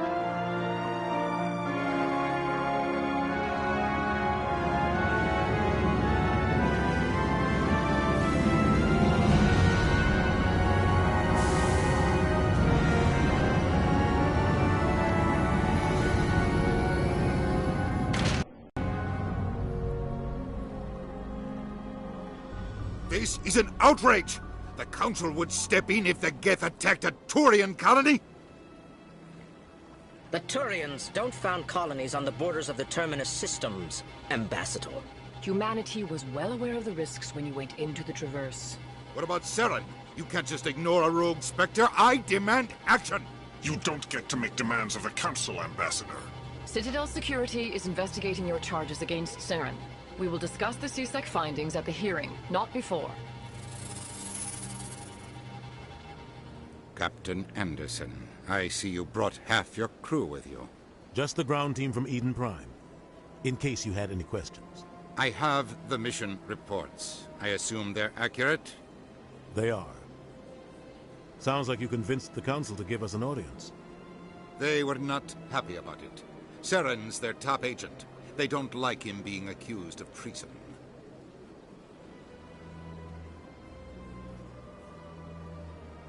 Saren's a threat to every human colony out there. If they don't stop him, I will. Settle down, Commander. You've already done more than enough to jeopardize your candidacy for the Spectres. The mission on Eden Prime was a chance to prove you could get the job done. Instead, Nihilus ended up dead and the beacon was destroyed. That's Saren's fault, not hers. Then we better hope the CSEC investigation turns up evidence to support our accusations. Otherwise, the Council might use this as an excuse to keep you out of the Spectres. Come with me, Captain. I want to go over a few things before the hearing. Shepard, you and the others can meet us at the Citadel Tower, top level. I'll make sure you have clearance to get in. And that's why I hate politicians.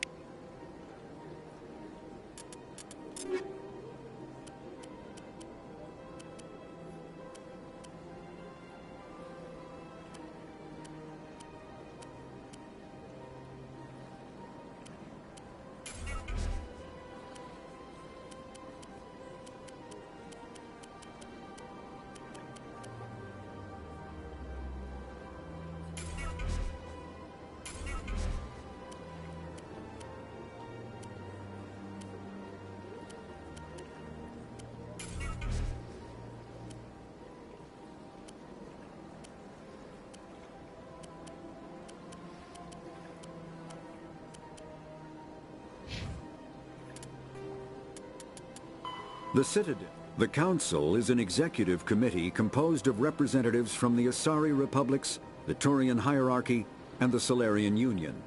Though they have no official power over the independent governments of other species, the Council's decisions carry great weight throughout the galaxy. No single Council race is strong enough to defy the other two, and all have a vested interest in compromise and cooperation. Each of the Council species has general characteristics associated with the various aspects of governing the galaxy. The Asari are typically seen as diplomats and mediators. The Solarians gather intelligence and information. The Turians provide the bulk of the military and peacekeeping forces. Any species granted an embassy on the Citadel is considered an associate member, bound by the accords of the Citadel Conventions. Associate members may bring issues to the attention of the Council, though they have no input on the decision. The Human Systems Alliance became an associate member of the Citadel in 2165.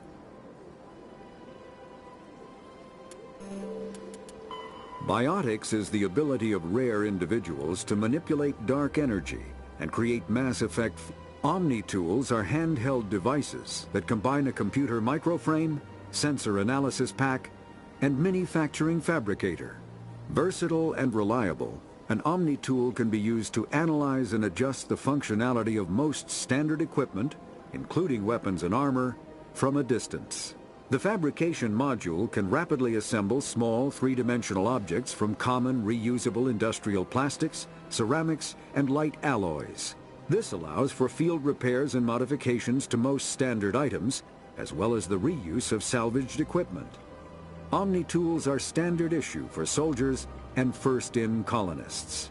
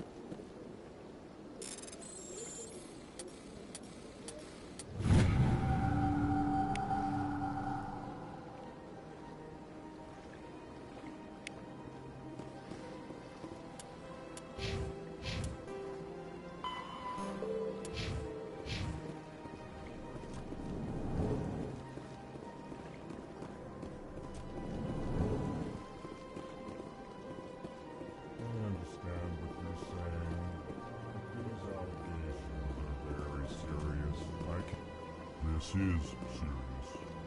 My reputation is at stake. I spoke with the consort in confidence, and her alone, and she betrayed that confidence. All right. I will look into it for you.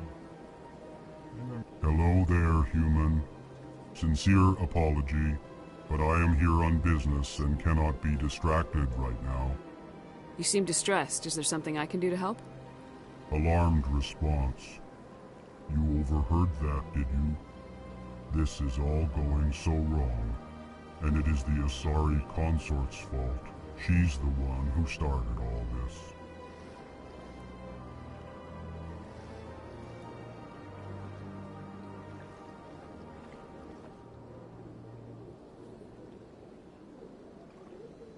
What did this Asari do to get you so upset? I cannot speak more about this problem. It is too sensitive. Suffice it to say, she has compromised my authority as a diplomat.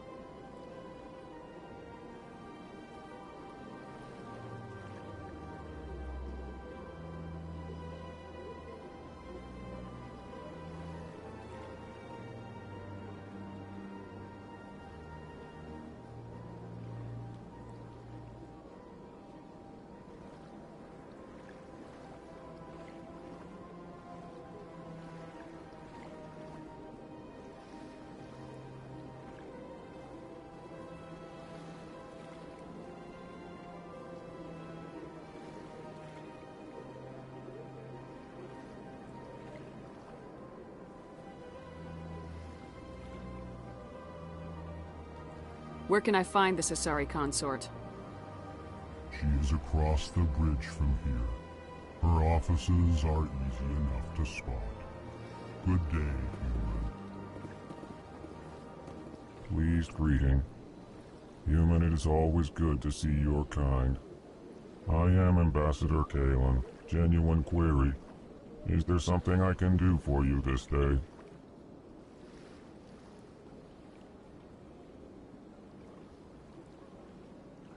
Why do you explain what you're about to say?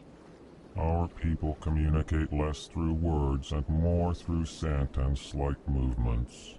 Plainly, we discovered our vocal expression was not enough to convey the feelings of our conversations to other species. Why do you bother, Kalen? These Earth Clan don't really care about our ways. Remorseful response, Din. You don't truly believe that, and if you do, I am very sorry for you.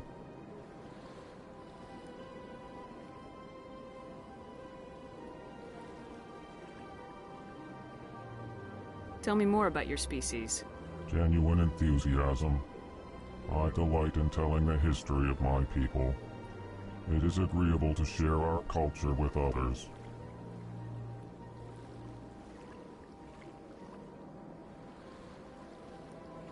Tell me about the history and origins of the Elcor. The Elcor were just beginning to explore Council space when the Asari first made contact with us.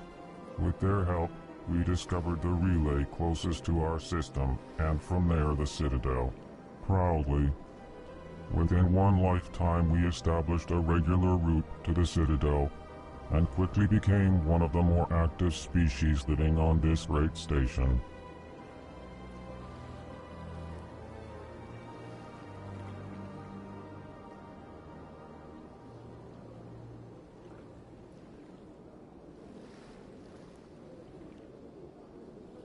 I'd like to know more about the culture of the Elcor.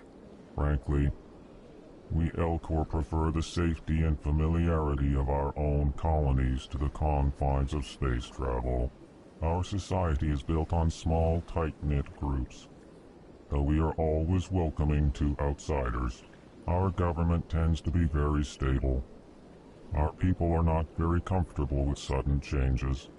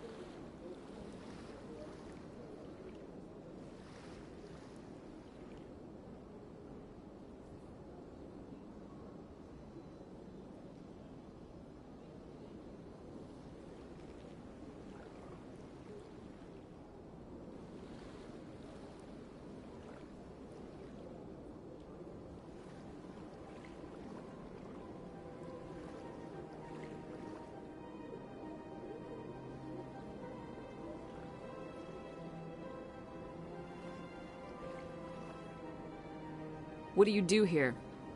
Modestly. I work to bring the problems and the requests of the L-Corps groups to the attention of the Council. Ha! They only give us these positions to keep us quiet. The Council doesn't care about our races. Chastising rebuke. Your tone is inappropriate, Din. This human is not to blame for your malcontent or your misconceived suspicions.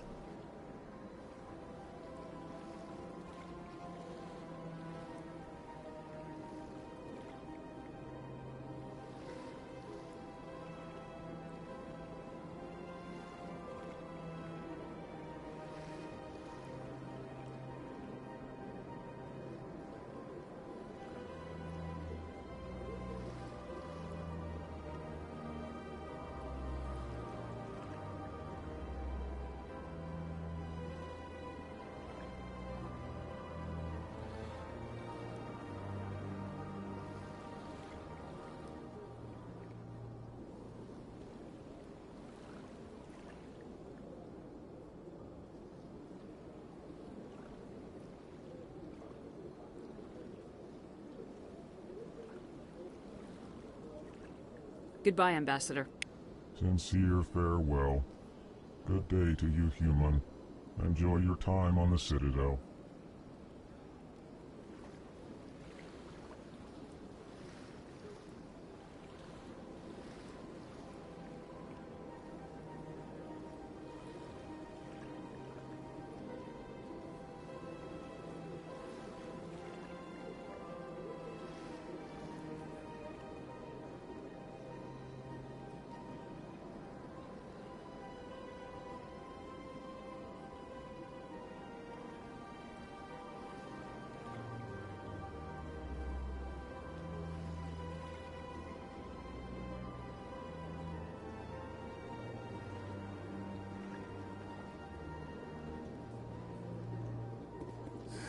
EarthClan, you are in the wrong place, I think.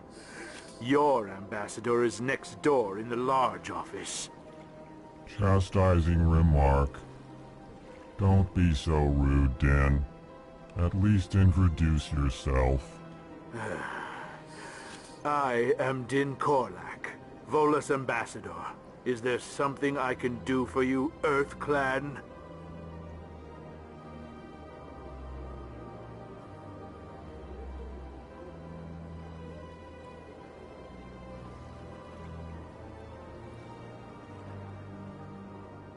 What is this place?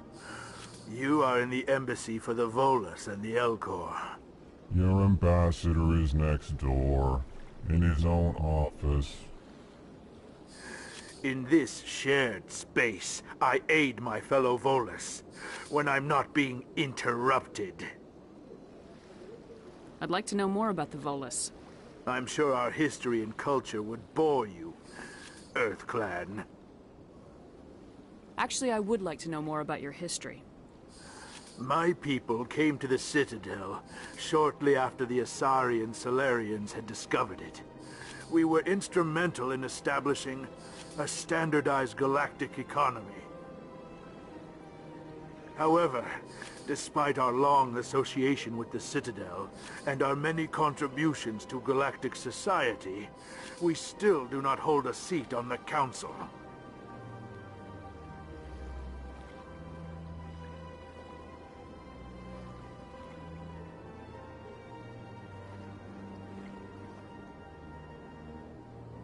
Tell me about Volus culture. We are tribal by nature, but our ways are not violent. We barter and trade our lands and tribe members in order to increase status. Larger tribes often engulf smaller ones and eventually split again. Our society is very malleable, and our government is always shifting and changing. Since we're not physically adept, we trade our services for protection.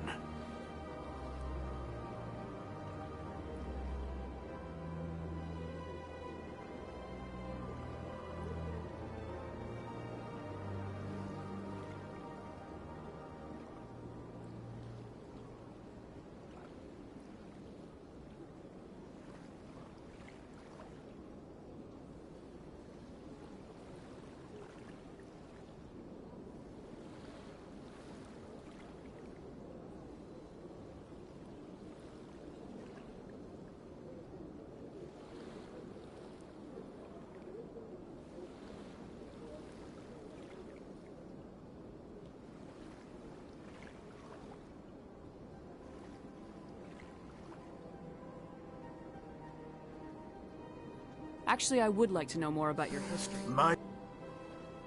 However, despite our long association with the Citadel and our many contributions to galactic society, we still do not hold a seat on the Council. What is it you do here? I look out for the best interests of the Volus people. No easy task considering how often we are overlooked by the Council. Chastising rebuke, Den. The Council favors your species greatly. You are naive. The Earth Clan will be invited to the Council long before our species will.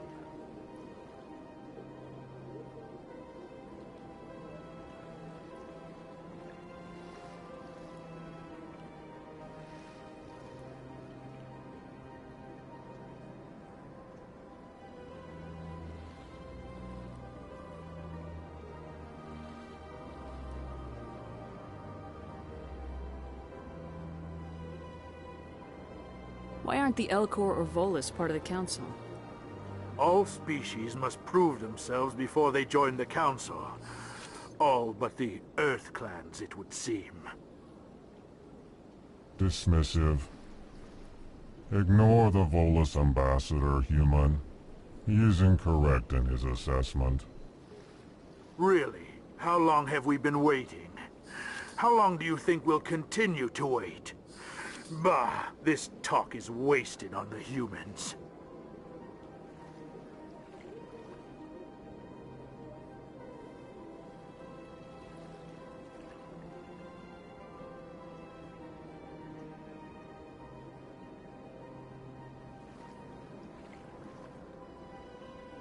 You seem to have a bit of a chip on your shoulder, Din. You humans are new to the Citadel, and yet the Council has granted you great favor.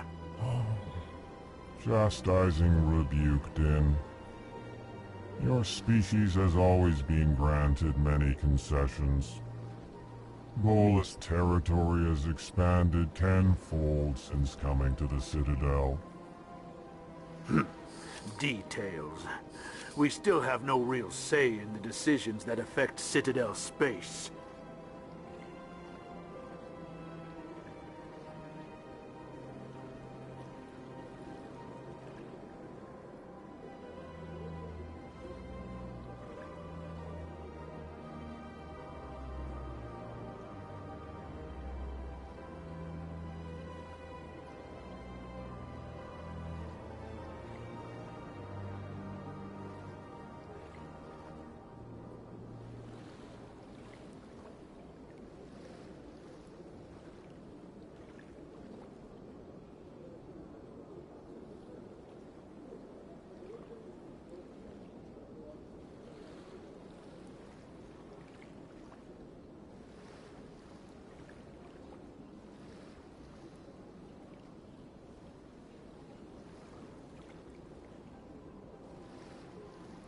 Goodbye, Ambassador.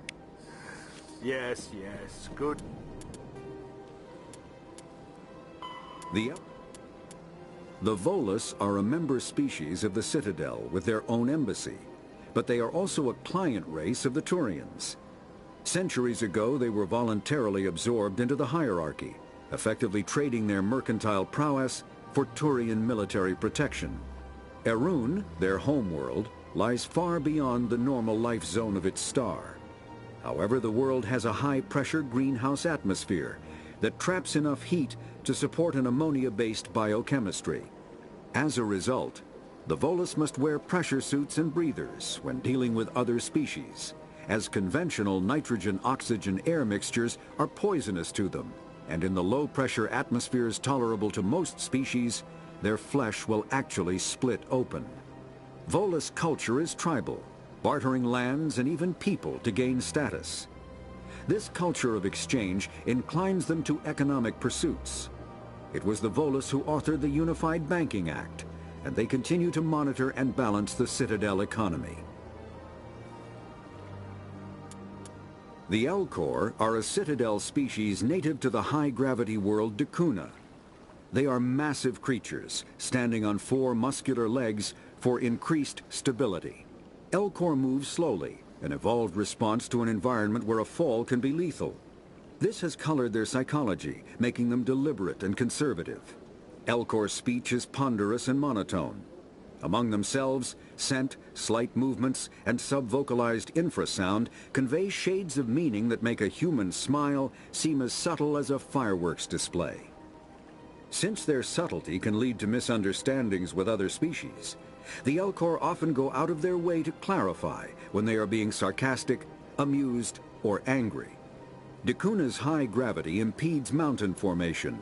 Most of the world consists of flat, open plains, which prehistoric Elcor wandered across in small family bands. Modern Elcor still prefer open sky, and can become restless and uncomfortable on long starship journeys.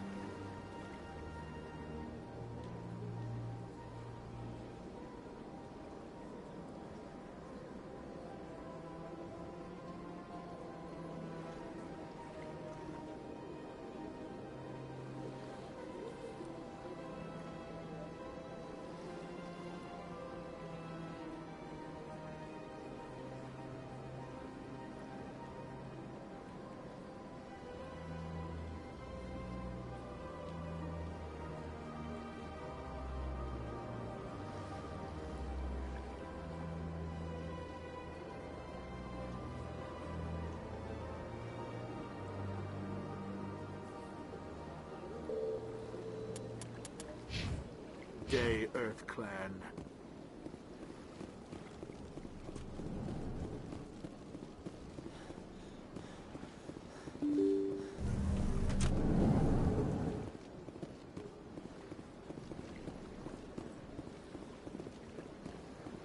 Good day, Commander. The human ambassador is up the stairs, first room on the right. You know who I am? Yes, I receive reports on all newly arrived dignitaries and notable people.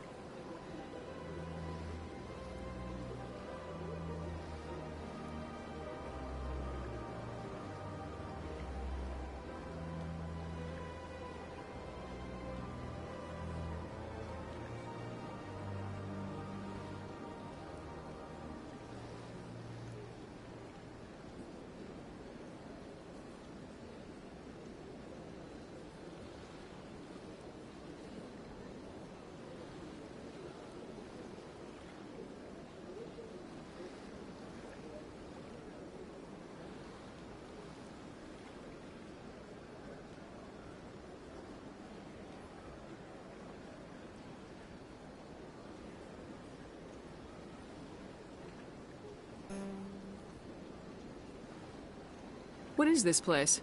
This is the Presidium. More specifically, you are at the Citadel embassies.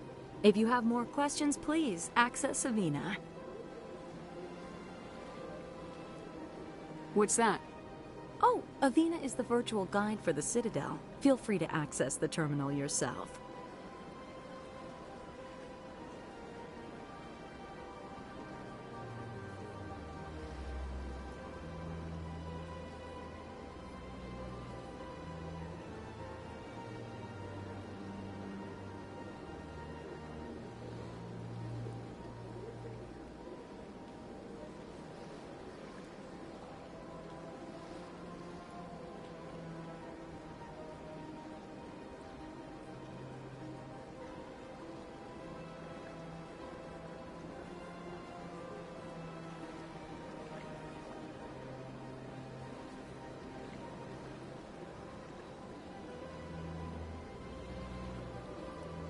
What's your name? What do you do here? My name is Safiria. I'm the administrative assistant for the embassies.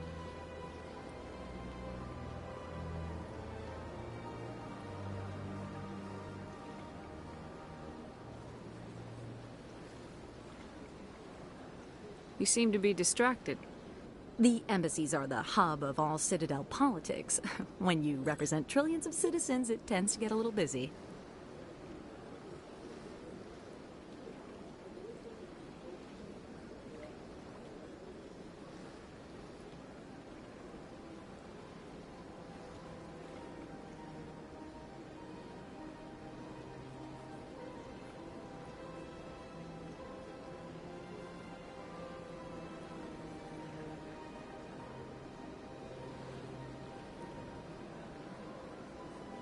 I should be going now.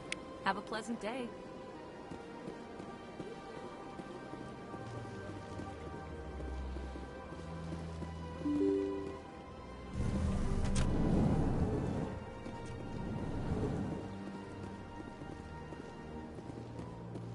I can't believe I landed a job here.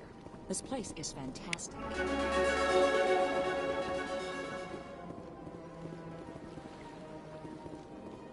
Human, delighted, welcome. It is good to meet you.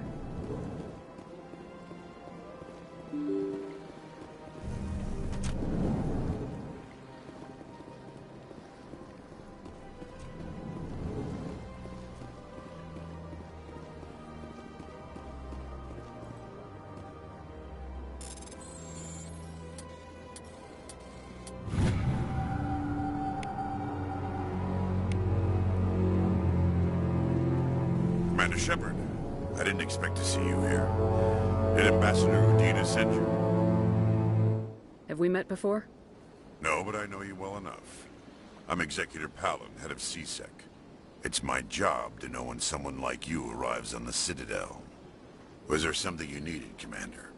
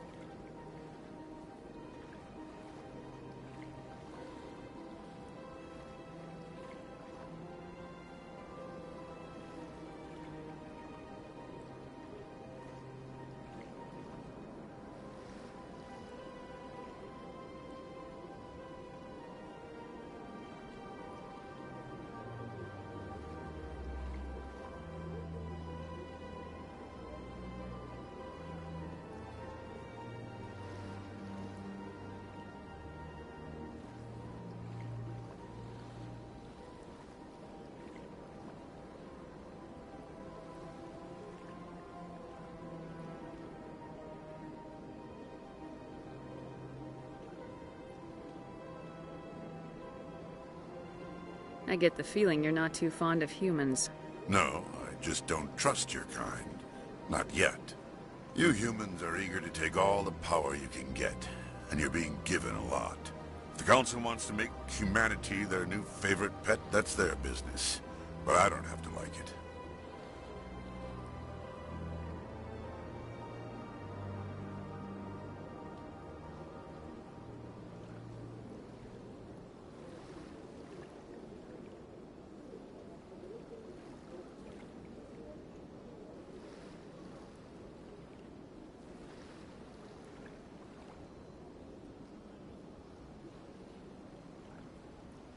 The Council treats us like second-class citizens.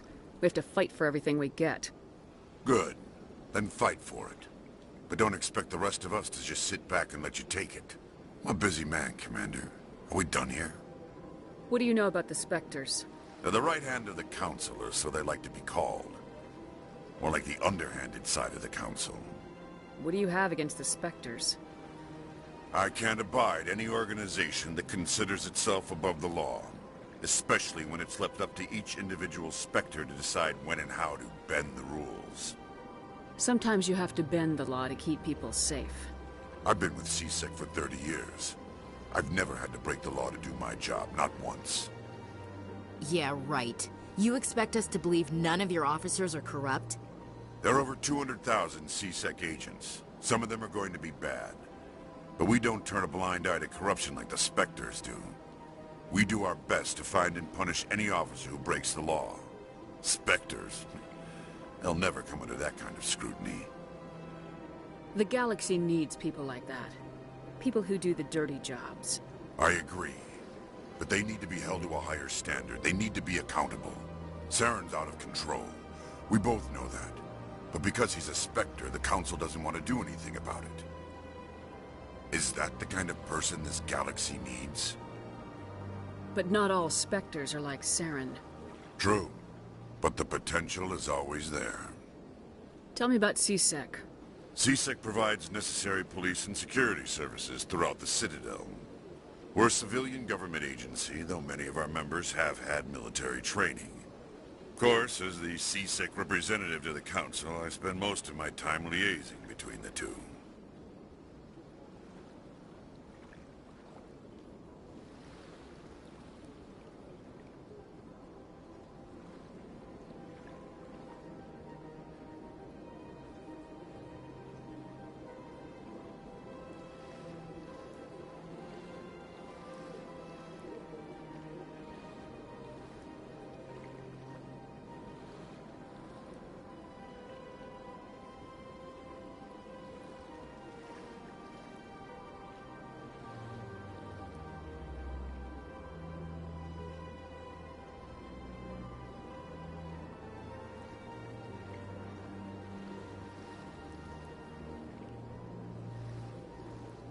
Tell me about your investigation into Saren.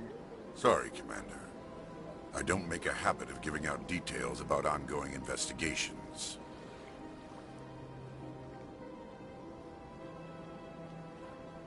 I'll be going now. Goodbye, Commander. This place seems strange. Don't believe the rumors. The consort would never reveal her secrets. Of course she would. She'd be tossed out the nearest airlock if she did. What do you want? Oh, Commander. Is there something I can do for you? Relax, Private. This isn't an inspection. Right, sorry. What can I do for you, Commander? What can you tell me about the Asari consort? Well, she's an Asari who works here as... That is, she helps people with things. You never went to see her, did you, Fredericks? No, I never did. I couldn't afford it. It costs half a year's credits just to go in and talk to her. That's fine, Private. Just tell me where to find her. Sure. She's across the bridge from the embassies. Thanks, kid. Have fun. Try not to get into too much trouble. I will. Have fun, that is. I don't have time to talk now. I'm very busy.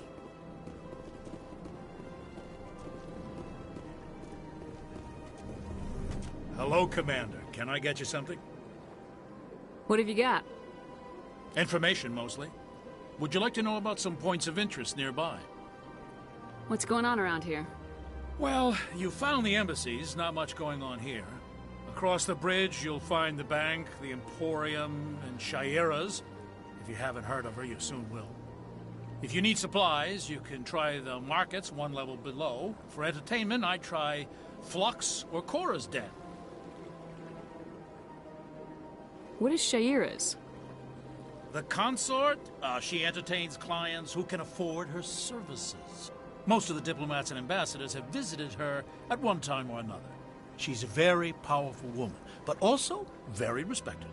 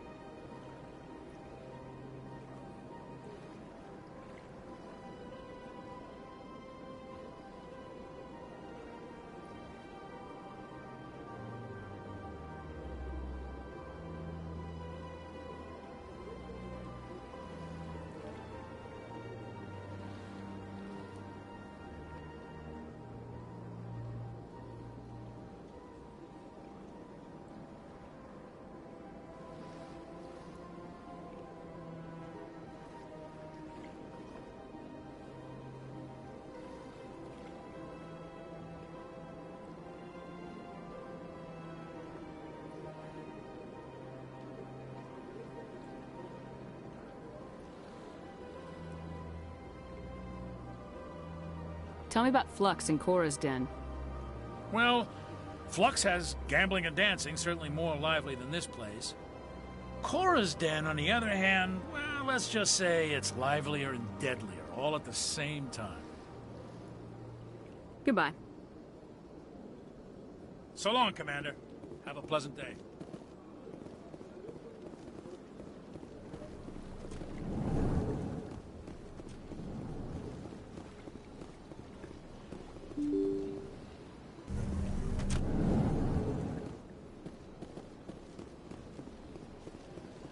Welcome to the Presidium. Allow me... Greetings and welcome to the Presidium. My name is Avina, and I am pleased to be your virtual guide throughout this level of the Citadel space station. What does that mean?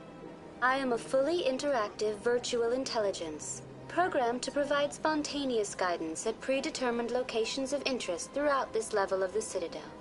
I may also be contacted through any of the Presidium VI terminals, should you require assistance.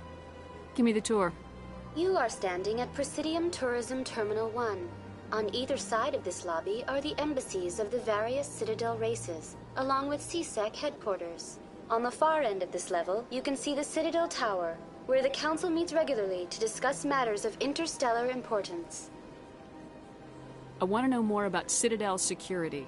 Citadel security serves as law enforcement for all regions of the Citadel, though the majority of officers serve in the wards. Executor Palin, a Turian, is the current head of CSEC, but individuals from virtually every species across Citadel space serve as officers beneath him. If you wish to learn more, Executor Palin's office is located in the CSEC headquarters just across the lobby. Tell me about the embassies. Each species in Citadel space important enough to be consulted on matters of galactic politics maintains an embassy on the Presidium. The Volus were the first non-council species to be granted an embassy, roughly 2,384 galactic standard years ago. As Citadel space has expanded, more embassies have been added. The most recently added embassy belongs to your own species, humanity. It was added 19 galactic standard years ago, despite some rather vocal opposition. Why were people trying to keep my species out? Some species felt humanity was given preferential treatment. It often takes a century or more before a new species is granted an embassy. The Council gave a great deal of thought to this matter. In the end, they decided humanity's impact on Citadel space was significant enough to warrant an embassy. Do you agree with their decision? I am not programmed to make that kind of qualified judgment.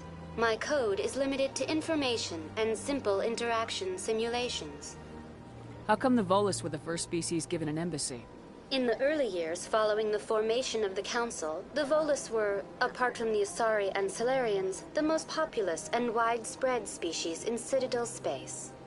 They established many new colonies and trading outposts, and they petitioned the Council for a greater role in determining interstellar policy. In recognition of their work to expand interstellar trade and establish a standardized galactic economy, the Volus were granted an embassy here on the Citadel. Why weren't they made a council race? The council races have extensive responsibilities. They must provide personnel and ships for the Citadel fleets. They often provide economic aid in times of disaster. It would be unfair to demand such an enormous burden of a species unable to meet these obligations. The embassies allow lesser species to have a voice on the Citadel. That's pretty damn arrogant. I apologize if my personality has offended you. Please submit all formal complaints in writing to the Citadel Tourist and Visitor Board. Do you know anything about Spectres? The term Spectre is derived from the branch of Special Tactics and Reconnaissance. Each Spectre agent is hand-picked by the Council. Their primary role is preserving galactic stability and resolving volatile situations that cannot be handled through normal political channels. In this role, they are granted extraterritorial rights and jurisdictions. Spectres answer to no law or authority except the Council itself.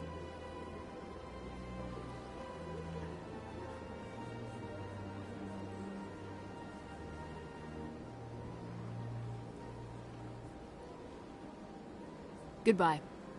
Goodbye, and thank you for using Avina. Please enjoy your visit to the Citadel.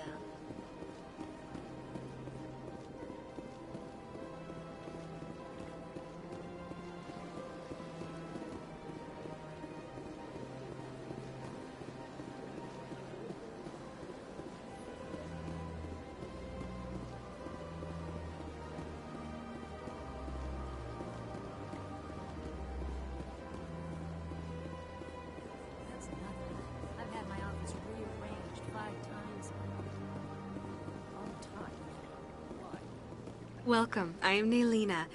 I don't recognize you as one of our expected clients today. Would you like me to see when the consort will be able to meet with you? Can't I just go in? I'm afraid not. Yeah, you must understand there are many who seek the consort services. But if you wish to leave your name, she'll make every effort to meet with you. Commander Shepard, with the Alliance Navy.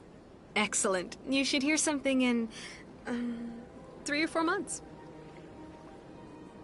Nobody's worth that much of a wait. Well, that's not for me to judge. I have your name and you'll be contacted. Is there anything else? I think I'm done here. Oh, well, I hope you'll return again in the future. We always enjoy seeing new clients. Naylina. Yes, Shaira? Send the commander up to see me. I wish to speak with her. Yes, of course, mistress.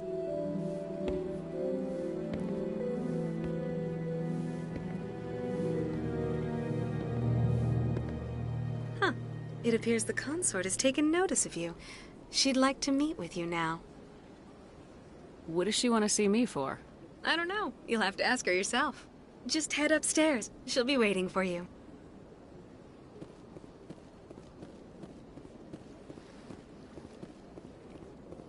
This is my first time. I can't believe I did. You're with the Alliance? My brother's a private back on Earth.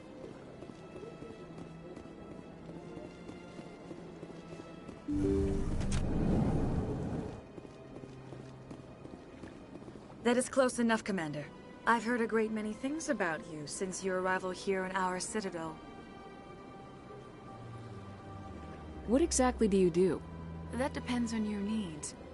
I offer advice to some, comfort to others.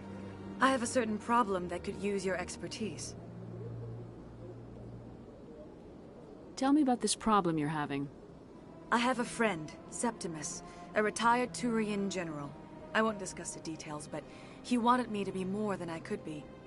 We had a falling out. Now he spends his days in Korra's den, drinking and spreading lies about me. If you would speak to him as a fellow soldier, I believe he will listen to you and let the matter be. What happened between you? I respect his privacy too much to go into the details.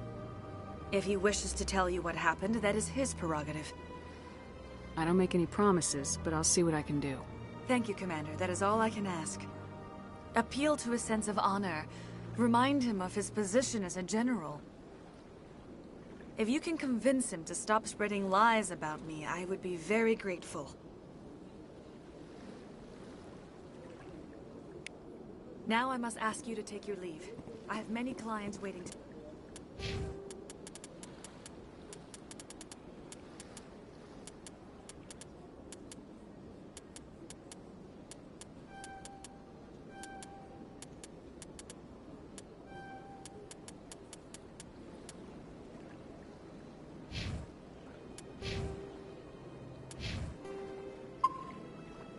see me.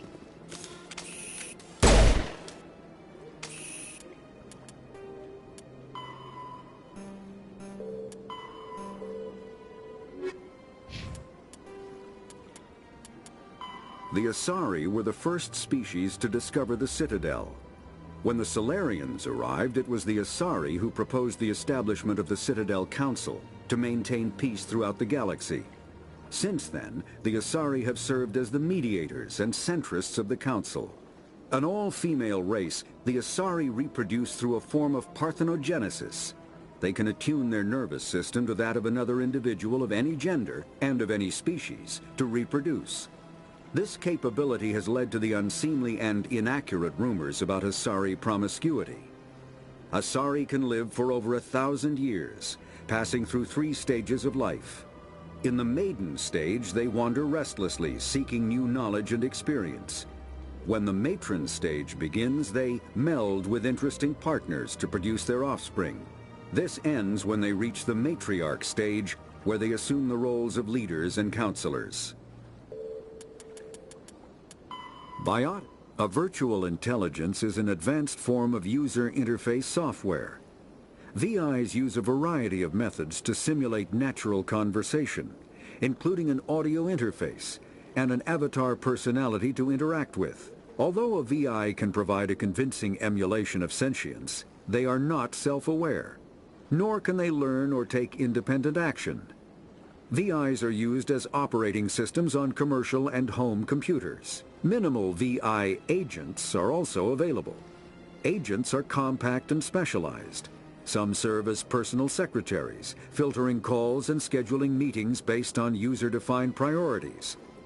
Others are advanced search engines, propagating themselves across the extranet to collate user-requested data. Commercial VIs in a variety of stock personalities are available at any software retailer. Boutique firms and hobbyists also build unique VIs to personal specification. Although software emulation of living personalities is illegal, reconstructions of famous historical figures are common.